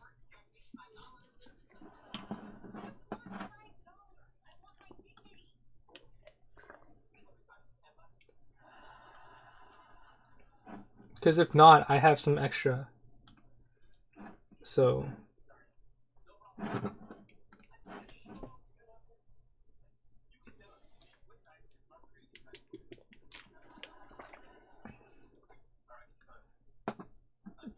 Yeah, just share the list. Just put it up. Thank you. I mean, that's one thing I've really learned about collecting over the past year and a half. Networking is awesome. I spent a lot of my time for the first 2 or 3 years of my collecting just doing it by myself, just because I thought that's the way things worked. Everyone was on their own, fending for themselves, at war with each other, sort of thing. Competition wise, and I realized that there's a lot of people out here that are really nice, really helpful, and they're willing to help keep an eye out for you, and I'm willing to keep an eye out for you. So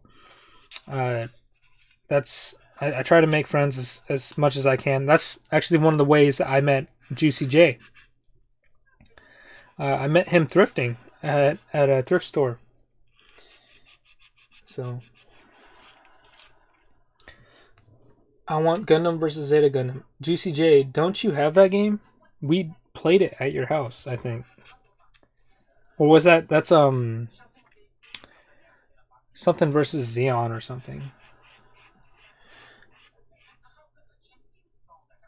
So Mars Matrix complete box in Dreamcast. Funny story about that. Got a local collector here found that game for $3 sealed.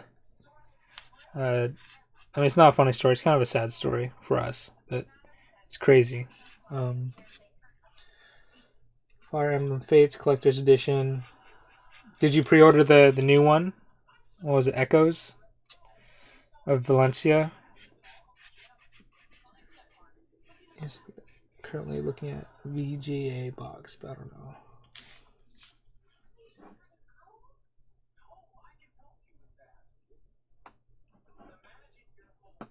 Yeah, Federation versus Xeon. That's what I thought about.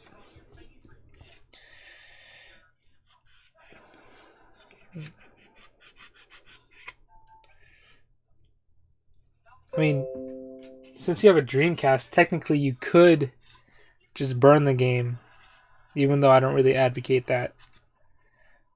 But that's one of the reasons why the Dreamcast failed anyway. Just because instead of buying games, people just downloaded games and burnt them. But if you're a purist, then just be patient. You'll find it one day. Or better yet, resell. I mean, resellers get a huge, there's a huge taboo around it, but honestly, everyone does it.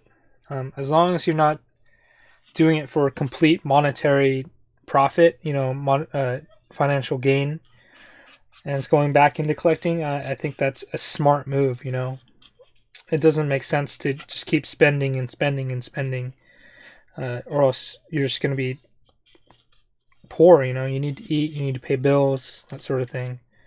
So if you can recuperate your money, then you should do so. And that's how I've been able to buy some of these games, because I'll find them for cheap, find other games for cheap, sell them, and then use that money to buy the expensive game. And that way, like for example, I'll spend, like $30, resell for like 75, and then I have like a Bucky O'Hare, So Bucky O'Hare for $30, and that's much more affordable than 75. That sort of thing. Or like GameStop, I'll use that at GameStop. So I'll find things, I'll trade them in, get credit, and then I'll get new games for like $20. That's how I got Mario Kart 8 for $20. I found 2 PlayStation Move controllers, and I had extra credit left over, from, a different trade-in that I already, zeroed out on, I broke even on, and I was able to get Mario Kart 8 for $20. So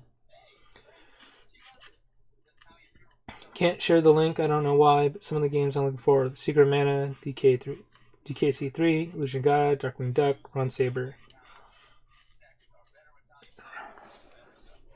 Those are good games, and Darkwing Duck is on the rise. I actually just picked that up for $40. I just said, screw it, I'm gonna pay $40 for it. Still within my price range, I don't want to see it go up anymore. Because there's been certain games, especially those Capcom games, have been going up. Like DuckTales right now is like close to $30, I think, on average. Whereas it was like a $12 to $15 game maybe not even a year ago. So I've learned a lot of lessons, and like sometimes you just can't wait on certain games.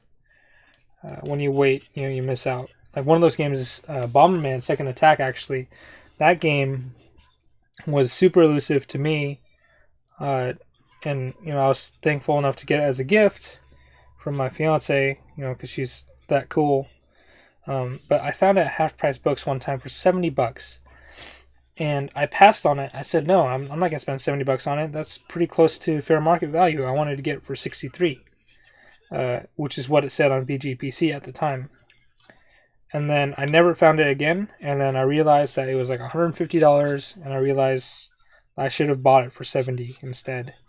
Same thing goes for Worms Armageddon. I stumbled upon it in a record store for $70. I was like, there's no way I'm paying that much for it, And then all of a sudden, it's like a $200 game now. So sometimes you just can't wait. Hey, how's it going? Is that my cousin or my aunt?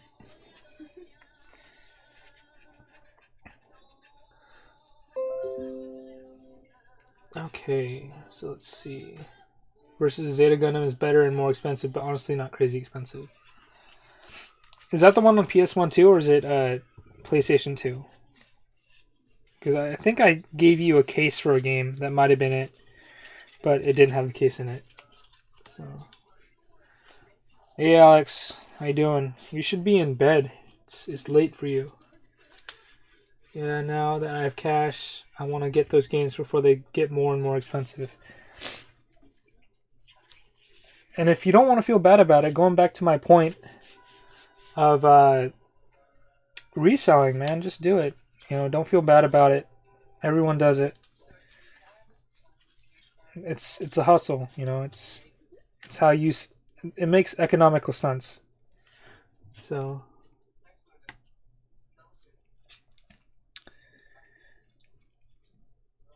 all right, Alex, are you making any more videos? I'm waiting for the next one so I can watch it.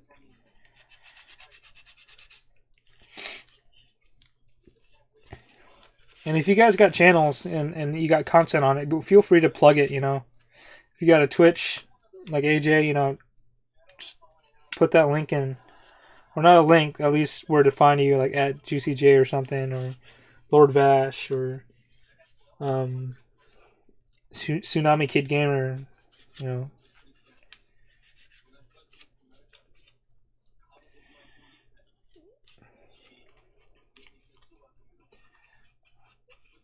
Awesome. Excited to see the next video. Encounters in Space. Sounds like a really bad movie. Bad sci-fi movie. Oh, I forgot. I need to do laundry.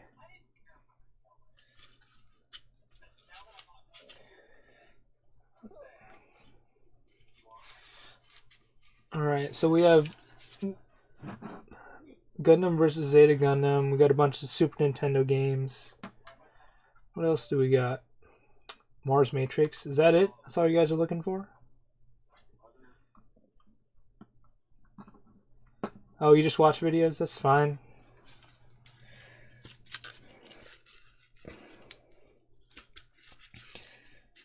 It's all good. I mean, I think... Sorry, with all that noise. My computer usually doesn't make this much noise. It just, I just synced up my Instagram to my computer. And now it's notifying me every single time someone likes my post or something. So it's quite annoying. But yeah, I mean, it's a nice little difference. You know, nice little surface clean. Ready for a nice little bath. So it can be nice and clean. Clean to the touch. So I can eat off it. Not that I would eat off of it. So... And if you're just joining, I know a couple of you just joined or left, I don't know. We're doing a clean of this dirty Nintendo 64 and controllers. As you can see, there's a lot of dirt in here, in here. This reset button didn't even move at first. It didn't push down, and it took me a decent amount of effort to take it out. So... even then, you see it pull apart there, like how difficult it is to pull apart. See, it's kind of, it sticks to itself. Like it should not do that at all. There's just dirt and dust in here completely. So, and we're just talking video games. Feel free to ask me questions. I'll ask questions back, and try not to overheat. So. Let's say you're a purist. Building a Dreamcast collection is my current goal. Third Strike is one that's on my list. I'm not a huge Dreamcast player. I'm mostly multiplayer. Multiplayer games like Choo Choo Rocket and Power Stone, Rush 2049. But in terms of like Giga Wing 2, like which is a crazy expensive shmup from Capcom, I've played through it before. It's a super short game. It's not worth, like, I don't know, the $200 it's going for now. So, what do you use to clean the console? It's a good question. I don't. It really depends on. Can I turn notifications off for Instagram? Okay, but for consoles, it really depends on how dirty it is. Something like this, you know, how dirty it is on the outside and inside. What I'm going to do is I took apart the whole console, you know, just using my Phillips screwdriver. Took it out, disassembled it. You also need a 4.5 millimeter security bit to do so. And I took it all apart, and what I'm going to do is I'm going to soak it in warm water and soap and just give it a nice quick wipe down, get in all the creases and crevices and stuff to clean it. If it's not this dirty, you know, if it's just a surface dirt or something or some dust, and nothing like in there. You can usually tell if you open up this, if there's a bunch of stuff in here, whether or not you have to do that. I'll just give it a quick wipe with some like Clorox wipes or Lysol wipes, a paper towel mixed with some rubbing alcohol works too. Just kill all those germs. If there's some stuff, maybe like this Nintendo logo is super dirty, but the vents are clean, the inside is clean. You can tell. You can get like some Q-tips or a toothbrush with some rubbing alcohol. Excuse me, with some rubbing alcohol, and just kind of give it a brush. So, just for example, let's see. I'll do it here. See that Nintendo logo? See how it's caked on with some. I don't know. I should come up with a word with it. You guys should come up with a word for this, whatever this stuff is. I don't know what it's called. Like, I don't want you guys. If you know what the term is, don't use the word. Just come up with a word. I want to know what this stuff is. And we'll use it for the rest of the stream. Get a toothbrush you don't use. So, don't brush your teeth with this. And get gunk. I've been using that, but I don't know if it describes it well enough. Just get some of this. This is 91% isopropyl alcohol. It's just a stronger rubbing alcohol. You can get something to put it in, like a small container, like a glass or something preferably you don't eat or drink out of. I'll just use this cap for now. Pour some in. Got some in there. And try not to spill it on everything. I'll just get a little bit on this toothbrush here. Just put it in the grooves here. Just kind of go back and forth, up and down, back and forth, just like you would brush your teeth. Be careful with this. It's going to splatter a bit just because of the way the brush is. But you can get in there and you can get into those grooves.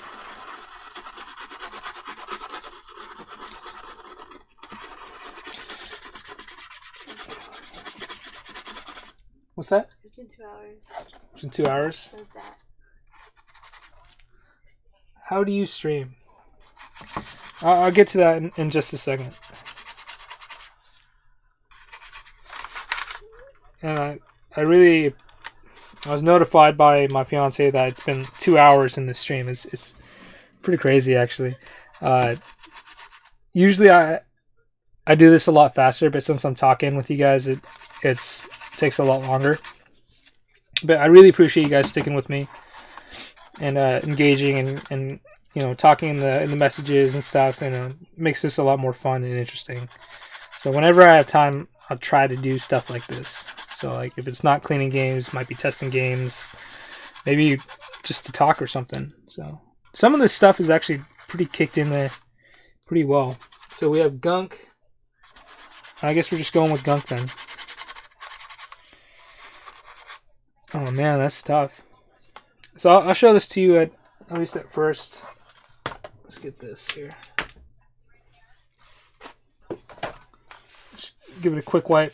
Get rid of that excess. Even then, that's still some stuff in there.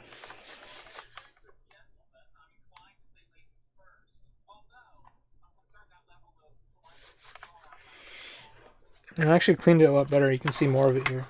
So if you look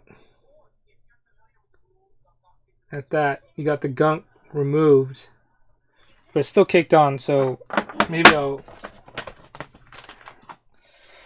grab like a toothpick, just kind of pick it out.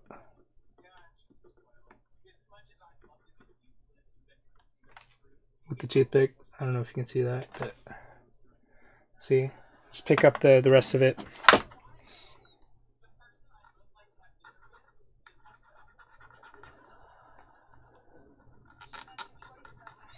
But that's how you can, depending on what the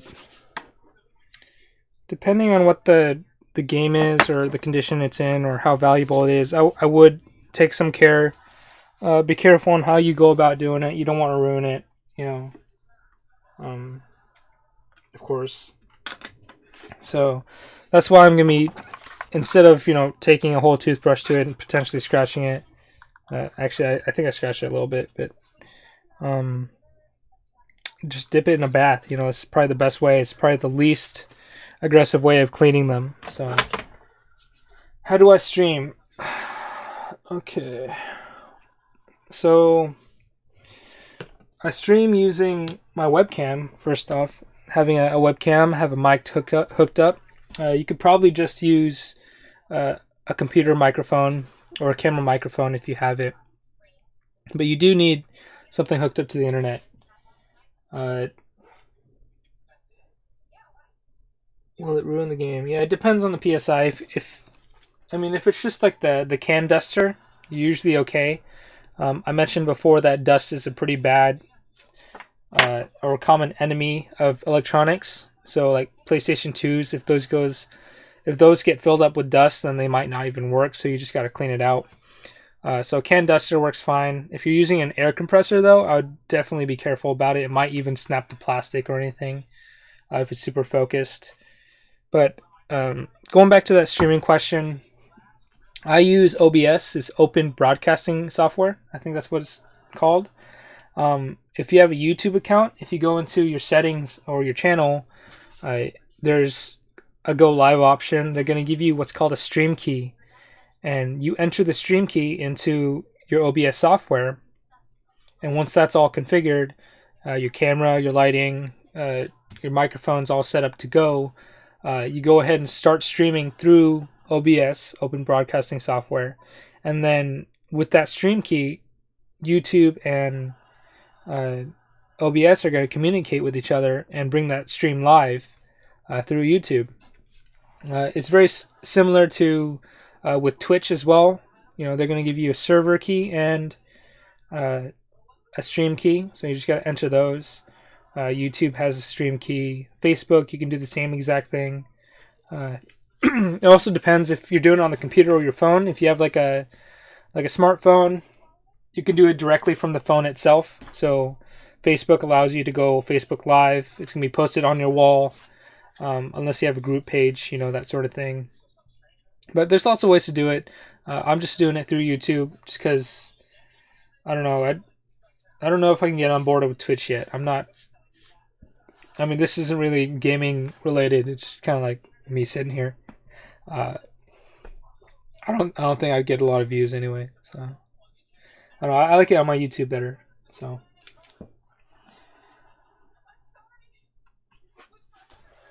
Okay. What do I have left? Okay, the second controller. And with all gaming systems, dirtiest part here. This is gross. I can stream to Twitch. Yeah, Twitch is great program. I just have a feeling it's really I don't know. Like, it takes a lot more effort to stream on Twitch. People expect overlays and, funny comments and bots and all that stuff. I don't have the time to figure that out just yet. I'm just working on getting my name out there, and I like YouTube. So, Xbox One, yeah. I think the fewer channels, the better. Yeah, it makes it hard to keep up with certain things, definitely, if you got too much stuff going on. But all right. Well, what games are you guys playing now? I know AJ's playing what's it called? Red Alert, World Rose, Red Rose, something like that. Don't get mad at me. I have a bad memory. Yeah, but what games are you guys playing? What games are you guys enjoying right now? Oh, this is gross. Overall, the surface of this one's cleaner, but I can tell that the inside might be worse. Ring of Red. I was close. I know it started with R's. Little Red Riding Hood. That's what you're playing. Twilight Princess HD. Awesome. my least favorite Zelda game. I just didn't really get into Twilight Princess. I couldn't get into like the wolf form. Like all those missions were really annoying with the finding the bugs and stuff. Overwatch. Overwatch is great. I haven't played since the Switch came out, since March. But before that, I was like on Overwatch every single day if I could. If I wasn't working, if I didn't have something to do, you know. Still playing Breath of the Wild at a slow pace. Sometimes that's just how you have to enjoy it, you know, a bit. I'm just like Skyrim. Skyrim came out, in 2011, and people are still playing it, you know? That's 6 years of a game. That's crazy, you know?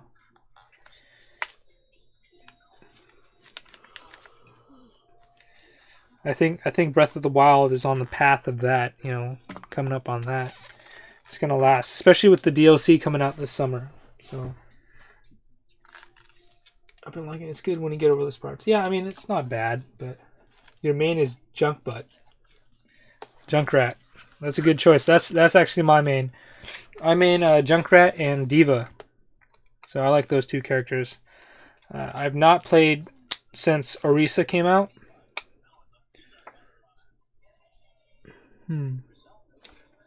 But I should get back on it. Do you play Xbox or PC? Or something else?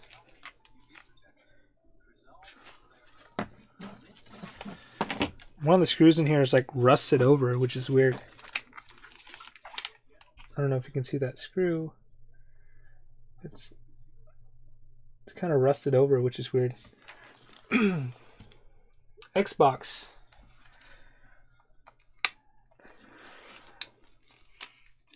Gamer tags, that's a good one to bring up.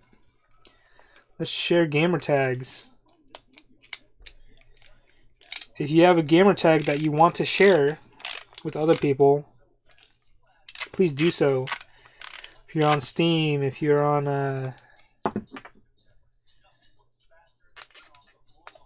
ooh. Look at that. If you're on Steam or if you're on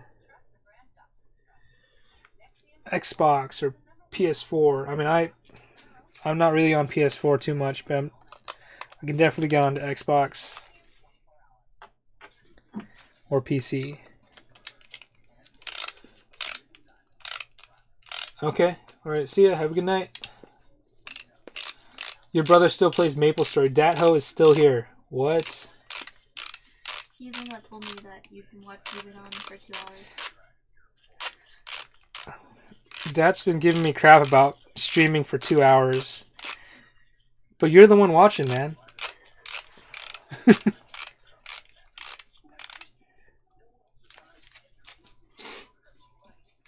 Like I mentioned before, I should have been done with this like a long time ago. Like this is like an hour ago. I should have been doing this like more than an hour ago. Like it doesn't take long to disassemble all this stuff to wash, but it's fun chatting with you guys, getting to know who's watching my videos and stuff.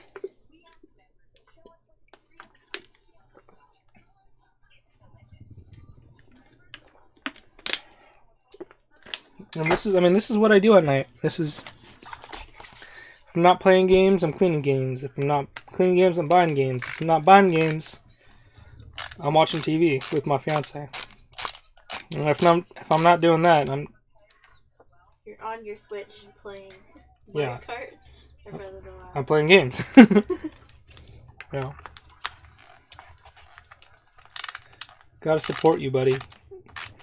Thanks, man. I appreciate that. I miss you. Does that? Yeah. Having dinner with him. Miss all those guys.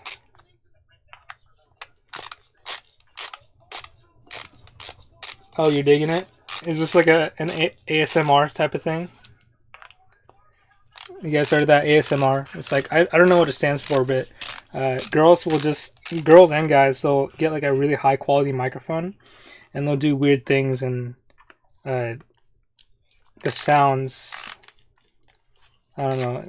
It's not a sexual thing, but it's a weird thing that kind of puts you at ease and gives you some sort of feeling of relaxation or euphoria or something. Like, do you want me to put it close to the mic? Like, do you want me to go slower, or like, do you want me to go faster?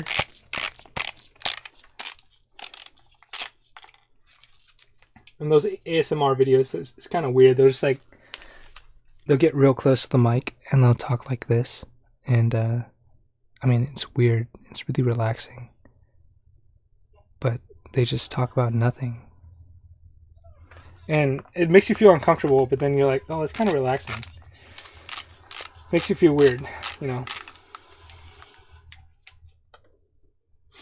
It's funny, I had a talk with a friend about it not too long ago. He was like, I watched those videos. Like, well, I don't think you're weird for it, but that's kind of weird still. But I mean, you like what you like, right? That's.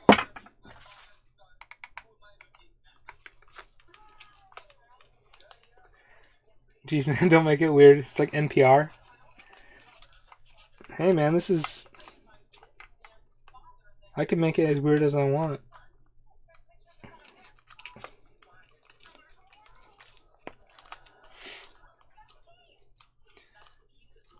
Since when did the topic change from games to weird voices? Anything goes, man. I mean, I'm all about games, but I'm all about having fun too. You know, I'm kind of a big dork when it comes to it, doing anything. So a lot of the time, I'm not too ashamed to just do something that people think is weird. So here we go. We got all screws loose. The two are still in here, so if they pop out, don't mind that. But we're gonna see how gunky this is here. It should just pull apart, but it's having a tough time because of how much stuff is in here.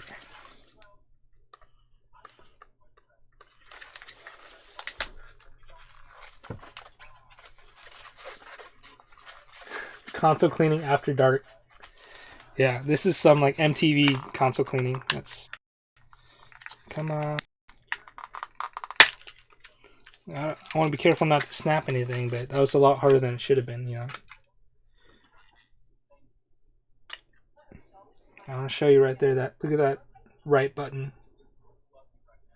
That's where the other top part touched it, and you can see there's gunk on the board, the back of the board. There's gunk everywhere. Everywhere. And this is getting like all over my table. I'm like gonna give my table like a serious wipe down after this. Yeah. This is a part I didn't cover last time. There's 3 screws right here. So 1, 2, 3. And you need that to take off the board. Oh, that was the other left button. Throw that in the box. And this thing is not supposed to, like, you shouldn't have to pull it off, you know. Okay.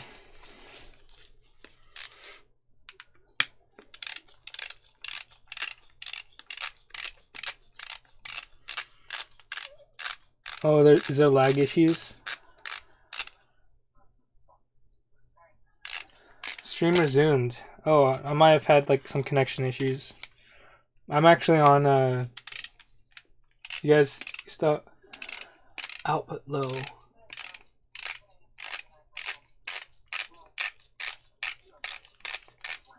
Oh man. My stream is lagging.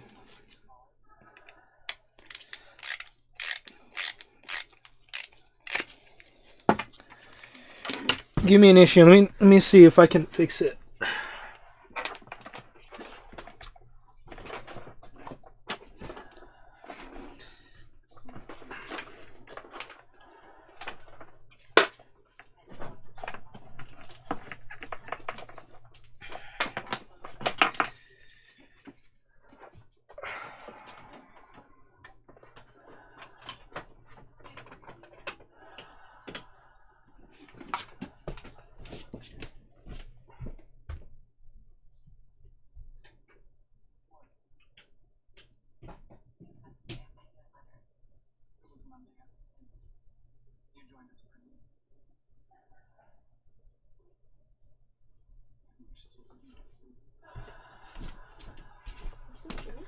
Yeah, but I'm lagging. So if I can't fix it, I'll probably have to end it, but let's see.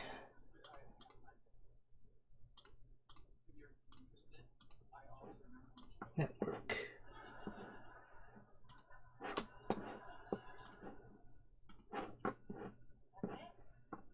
Is it still lagging for you guys?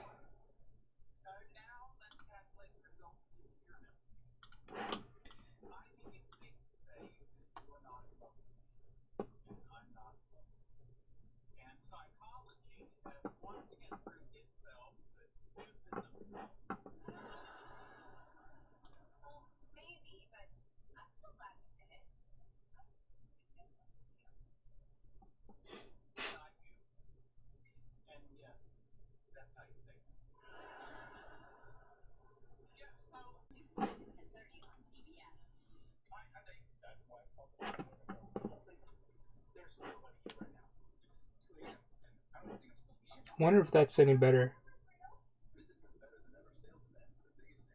Maybe that's better. Are you guys still there? Maybe I'll take a break real quick. Yeah. Well, let me finish up this controller. I know you guys are sticking with me, but I'll finish up this controller and I'll let you guys go. I need to go too. So.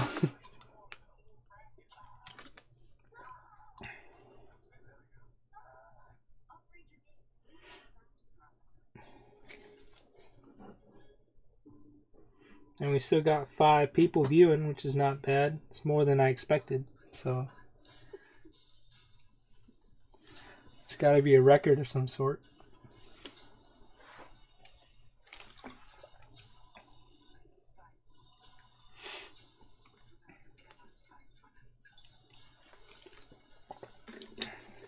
It's funny, I actually find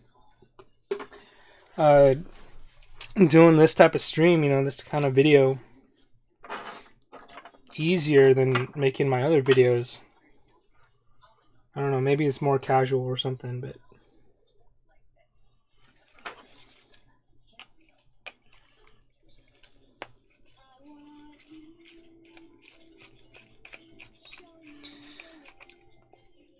I think the issue that it had was OBS was like overloaded with something.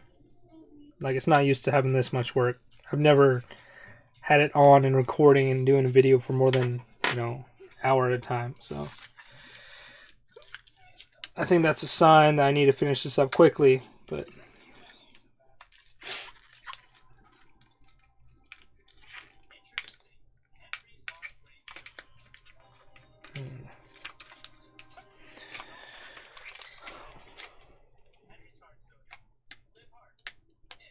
look at that. I don't know if you can see that, but it's like it's stuck. Like that rubber part, it's not supposed to be stuck to the board.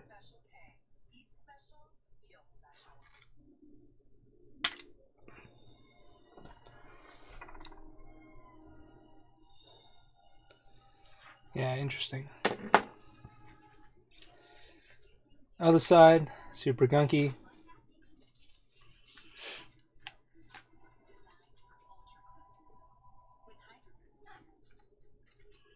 What else can we talk about? Oh, look at that. This start button's supposed to slide right out. Oh, I guess it did. But in the box you go.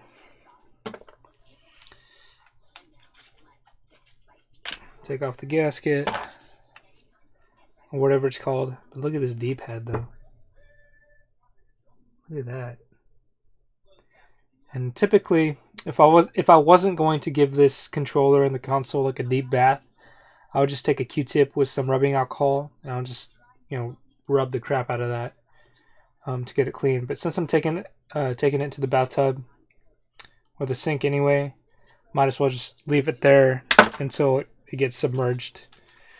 Break it up with some water and stuff. So look at that. All the buttons typically fell out, but you got that one in there.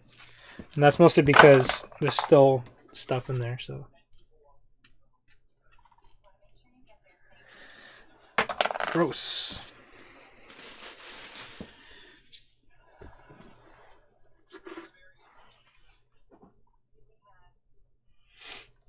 Okay.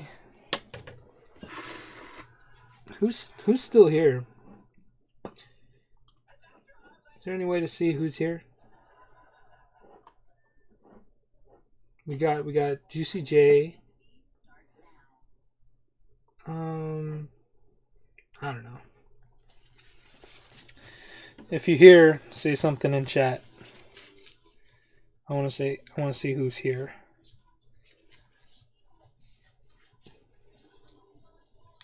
Yeah, I mean, typically the sticks are loose, but you can replace them, you can refurbish them, so it's not bad. I mostly try to figure out if they're in good shape overall, you know. If anything, they're good for parts. So Lord Vash is here. We got 2 people unaccounted for. Is Dat still here?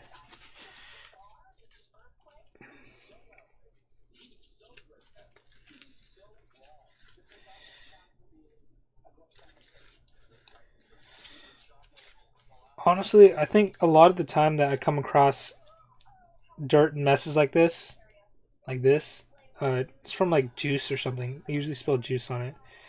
And honestly, I wouldn't be too upset since I picked up this N64 and the 2 controllers for $50, which is a really good deal, by the way. I wouldn't be too upset if it didn't work. You know, it'd be good for a decoration piece.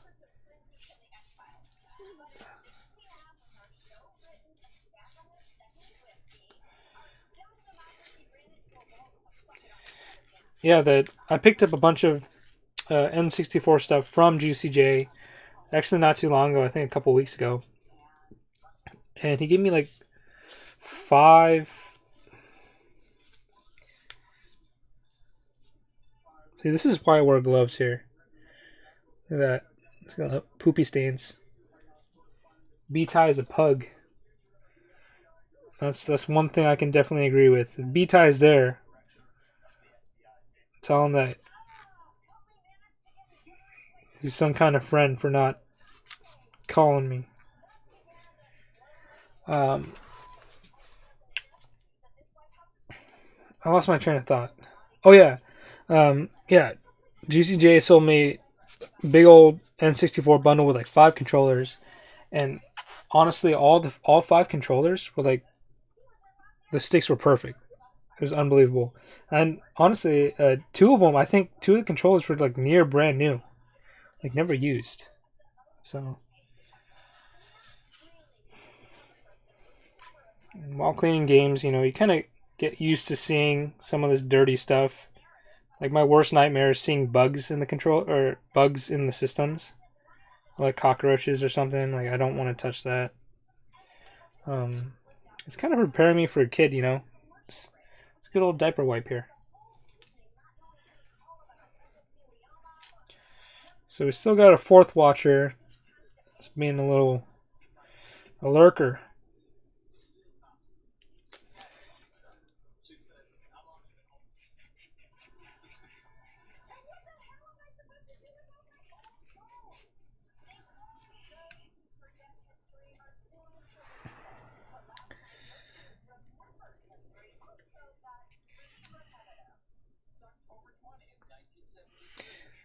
And I know I said I'd be giving these things a bath. You know, I'd be soaking them in water and soap.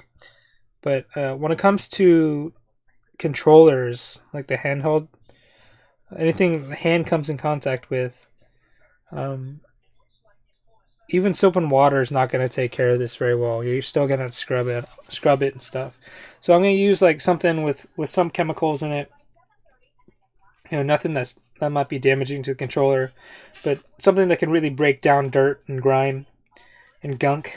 Just kind of clean it as best as I can, you know, just by hand, without taking a brush to it or anything, or, you know, Q-tips or tools, and then I'll give it a bath, you know, do a final clean.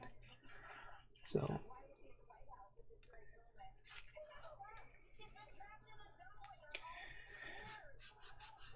By the way, Juicy J, if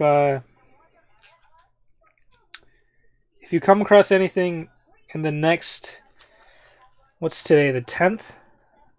Before the 14th, if you find anything at Value Village and you need a coupon, I have like 30% off coupons that I need to use and get rid of before the 14th, before Mother's Day. So just give me a heads up. I'll just put it on hold or something and you can get it for 30% off. Because realistically, I'm probably not going to find anything worth using those coupons for. I'll just end up buying like stuff I don't need. So, and I'm going to be vacuuming my floor after this. Like the stuff is getting caught on here, but it's also falling onto like my leg, and which is gross because I'm wearing shorts and the floor. So I'm going to not only clean these controllers, but I got to clean my room after this and my desk. So. Carol posted in Seattle Retro Gamers. What did you post? Someone needs a switch. Someone needs a switch. In the girl group.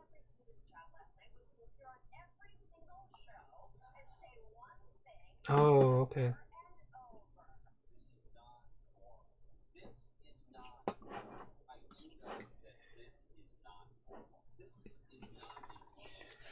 You going to Chelan?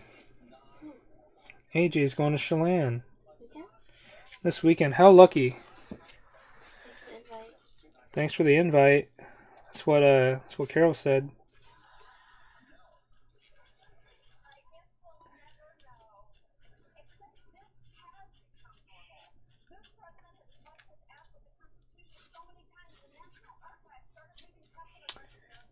I'm going to try to finish this before 2.5 hours.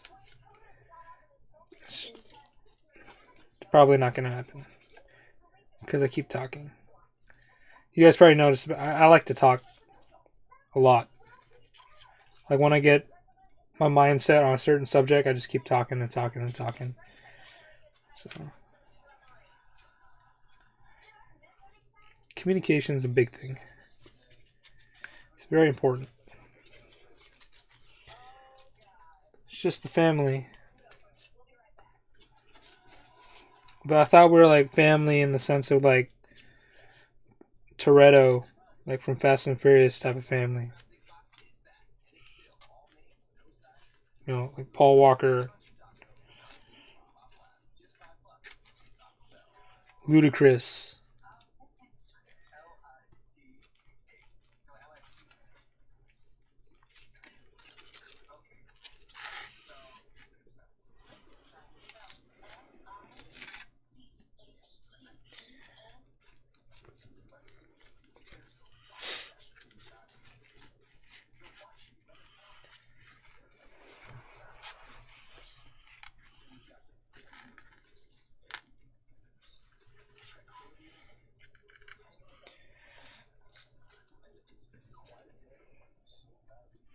It's only 10:30. It's still kind of early.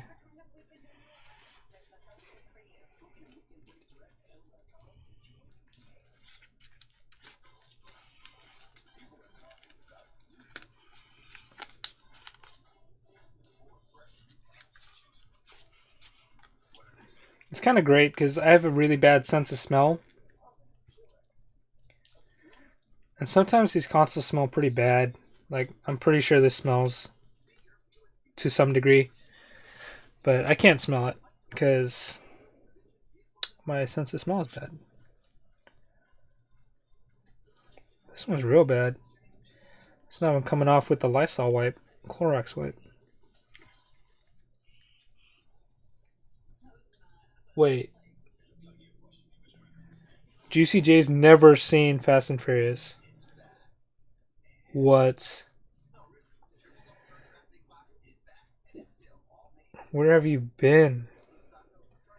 You've played Nova Storm, but you haven't played, or you haven't watched Fast and Furious? That's like blasphemy. I mean, it's not the greatest movie. I'll be honest. I only first got into it because I was really into cars. Back when it first came out, you know, import cars, modding cars, that sort of thing. But nowadays, I like to compare it to like Die Hard. Like the Die Hard movie was like really great, and the second one was like pretty okay too. But then with each next Die Hard movie, it just got more and more outrageous and farther from what it actually was supposed to be. So like the most current ones, like when they did like Fast 5 or something, it was like the peak. It was awesome. But then now they're on like Fast and Furious 8 or something, and it's just like, oh yeah, we got bigger vehicles that you can jump off of, and like bigger explosions, and like we're gonna send you to Antarctica or something. It's like, well, what happened to just keep it in like California or something? You know, it's not. I don't want to say it's not realistic, but it's too out of this world now. It's too Hollywood, you know. So.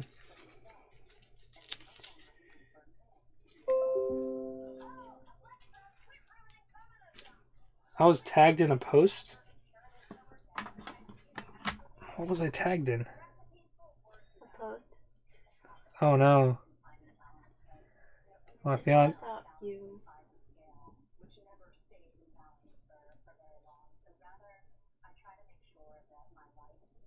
I have bad wireless internet where I'm at right now. Oh, okay.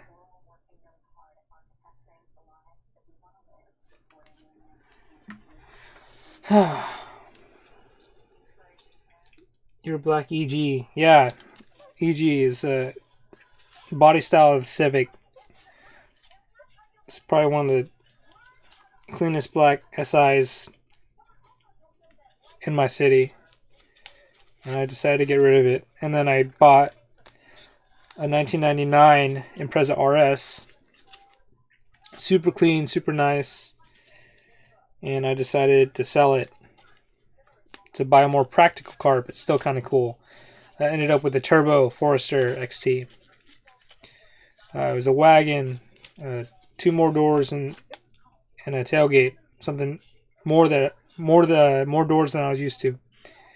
And unfortunately, I've had it for 4 years, but unfortunately now it's in the shop. I'm getting work done. And that's one of the reasons why I'm not doing pickup videos right now.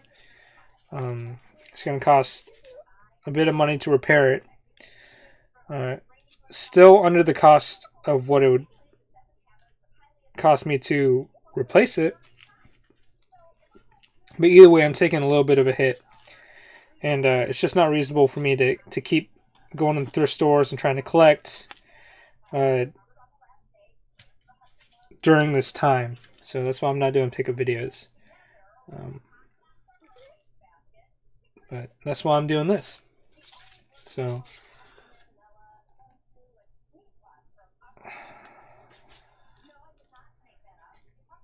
I'm going to call this good for now. I don't want to keep doing this. I'm tired of this controller.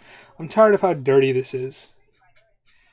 But what happened to the Forester? Forester, it's at 187,000 miles, which is a lot. And I've had it maintained at the dealer multiple times in the past, 4 years or so. And they've always come back and said that the car was in great shape. I mean, I tried to take care of it. I took it into the dealer mechanic, changed the oil, and I've always worked on cars and stuff, so I did my best to maintain it. But there's certain things I don't know, so that's why I took it to the mechanic. And they would check things. They would say everything's good. But then all of a sudden, I took it in one time because I wanted to get, a major tune-up, just like changing fluids, spark plugs, all that stuff. And then all of a sudden they say, "Oh yeah, your engine's leaking oil everywhere." And I was like, "What are you talking about?" The last time I was here, less than 5,000 miles ago, for an oil change, I started going to the dealer for an oil change. I usually can do it myself, but the price is actually not too far off from doing it myself. And it's just, I didn't want to get my hands dirty. I'm just kind of lazy now. But anyway, they're like, "Oh yeah, there's oil leaking everywhere." I'm like, "Well, what are you talking about? You didn't tell me that last time." and they're like, oh yeah, your head gasket's probably gonna go out or something. You need to replace it. It's gonna cost like $3,000 or something. I'm like, I don't want to pay $3,000. I just spent like a bunch of money to do a tune-up on it, and I was like, that's kind of BS. I started noticing the leaking oil because it was raining, and then I took it to another mechanic for a second opinion, and he said that my turbo gasket and a couple gaskets on the bottom of the engine were leaking oil. He's like, God, your engine's leaking oil everywhere. And then he checked my timing belt, and apparently my timing belt needs to be changed too. And the dealership told me that the timing belt was good. So it's kind of bogus, I just got to replace a whole bunch of things, and right now it's just money I don't want to spend on it because I take good care of the car. It's just old age and use is what requires it, or is what's causing all this. So you will miss my pickup videos. Thanks, man. I appreciate it. I'm glad you enjoyed them. I like doing them too. But it's kind of a blessing in disguise as well. It gives me a little bit more time to focus on videos such as this, like streaming, or I can do more gameplay videos. Try playing these games. I know I've been meaning to get back to Warrior World on GameCube. That's one of the first Let's Plays that I started. I just never finished it, so I really want to get back to that type of stuff. I know Juicy J is going to be helping me, or he proposed the idea of helping me do some reviews. So we'd love to do that. I mean, more or less reviews. We're going to do something along the lines of our own reviews. So nothing too credible, just our opinions on it. So that kind of stuff. I'd like to branch out and produce more types of content, more interesting things. So, I mean, it's a good thing in a sense. Once I'm decide that money is not going to be, I mean, money's not an issue, but it's I have to be careful with it. If you're not careful with it, then you end up broke. I don't want to be broke. But once I come to the point that I realize that I'm good to spend money again, as much as I did before, then I'll get back to the pickup videos. So, or I'll start hunting harder. Just because I'm not picking up videos or picking up things for videos doesn't mean I'm not picking up things. So I'll go to the thrift store every now and then and see what I can find, like within a smaller budget than usual. Just for example, I want to show you, it's kind of like a mini pickup video here. Found this. This is a Duke green Xbox controller, the original Xbox controller. And what you typically see is the S1 is the smaller controller in this color, and that's the Halo edition, or one that came sold separately, or came packaged with the Halo edition of the Xbox. But this one, the Duke, only came with one version of the Xbox, and that was the 2001 launch edition, signed by Bill Gates, thanking the Microsoft team for their hard work. So only Microsoft team members that worked on the Xbox got this controller. I found it yesterday at Goodwill for $6. So this, typically, there's an eBay auction, only one eBay auction going on right now for it, and it's ending like tomorrow or something. But this controller itself, the last one that sold, was about $282. So it's like close to a $300 controller, which is crazy. So, I mean, stuff like this I'm going to pick up, $6, just one $6 purchase throughout the week. It's fine, I don't have to eat teriyaki. I can just eat a McChicken one day, that sort of thing. So, I mean, I'm not stopping my pickups entirely.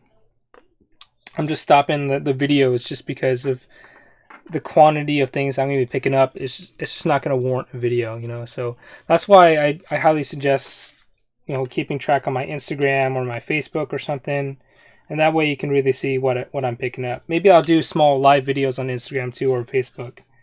But yeah, I mean, I don't want to spend all the time editing and stuff for $6 pickups.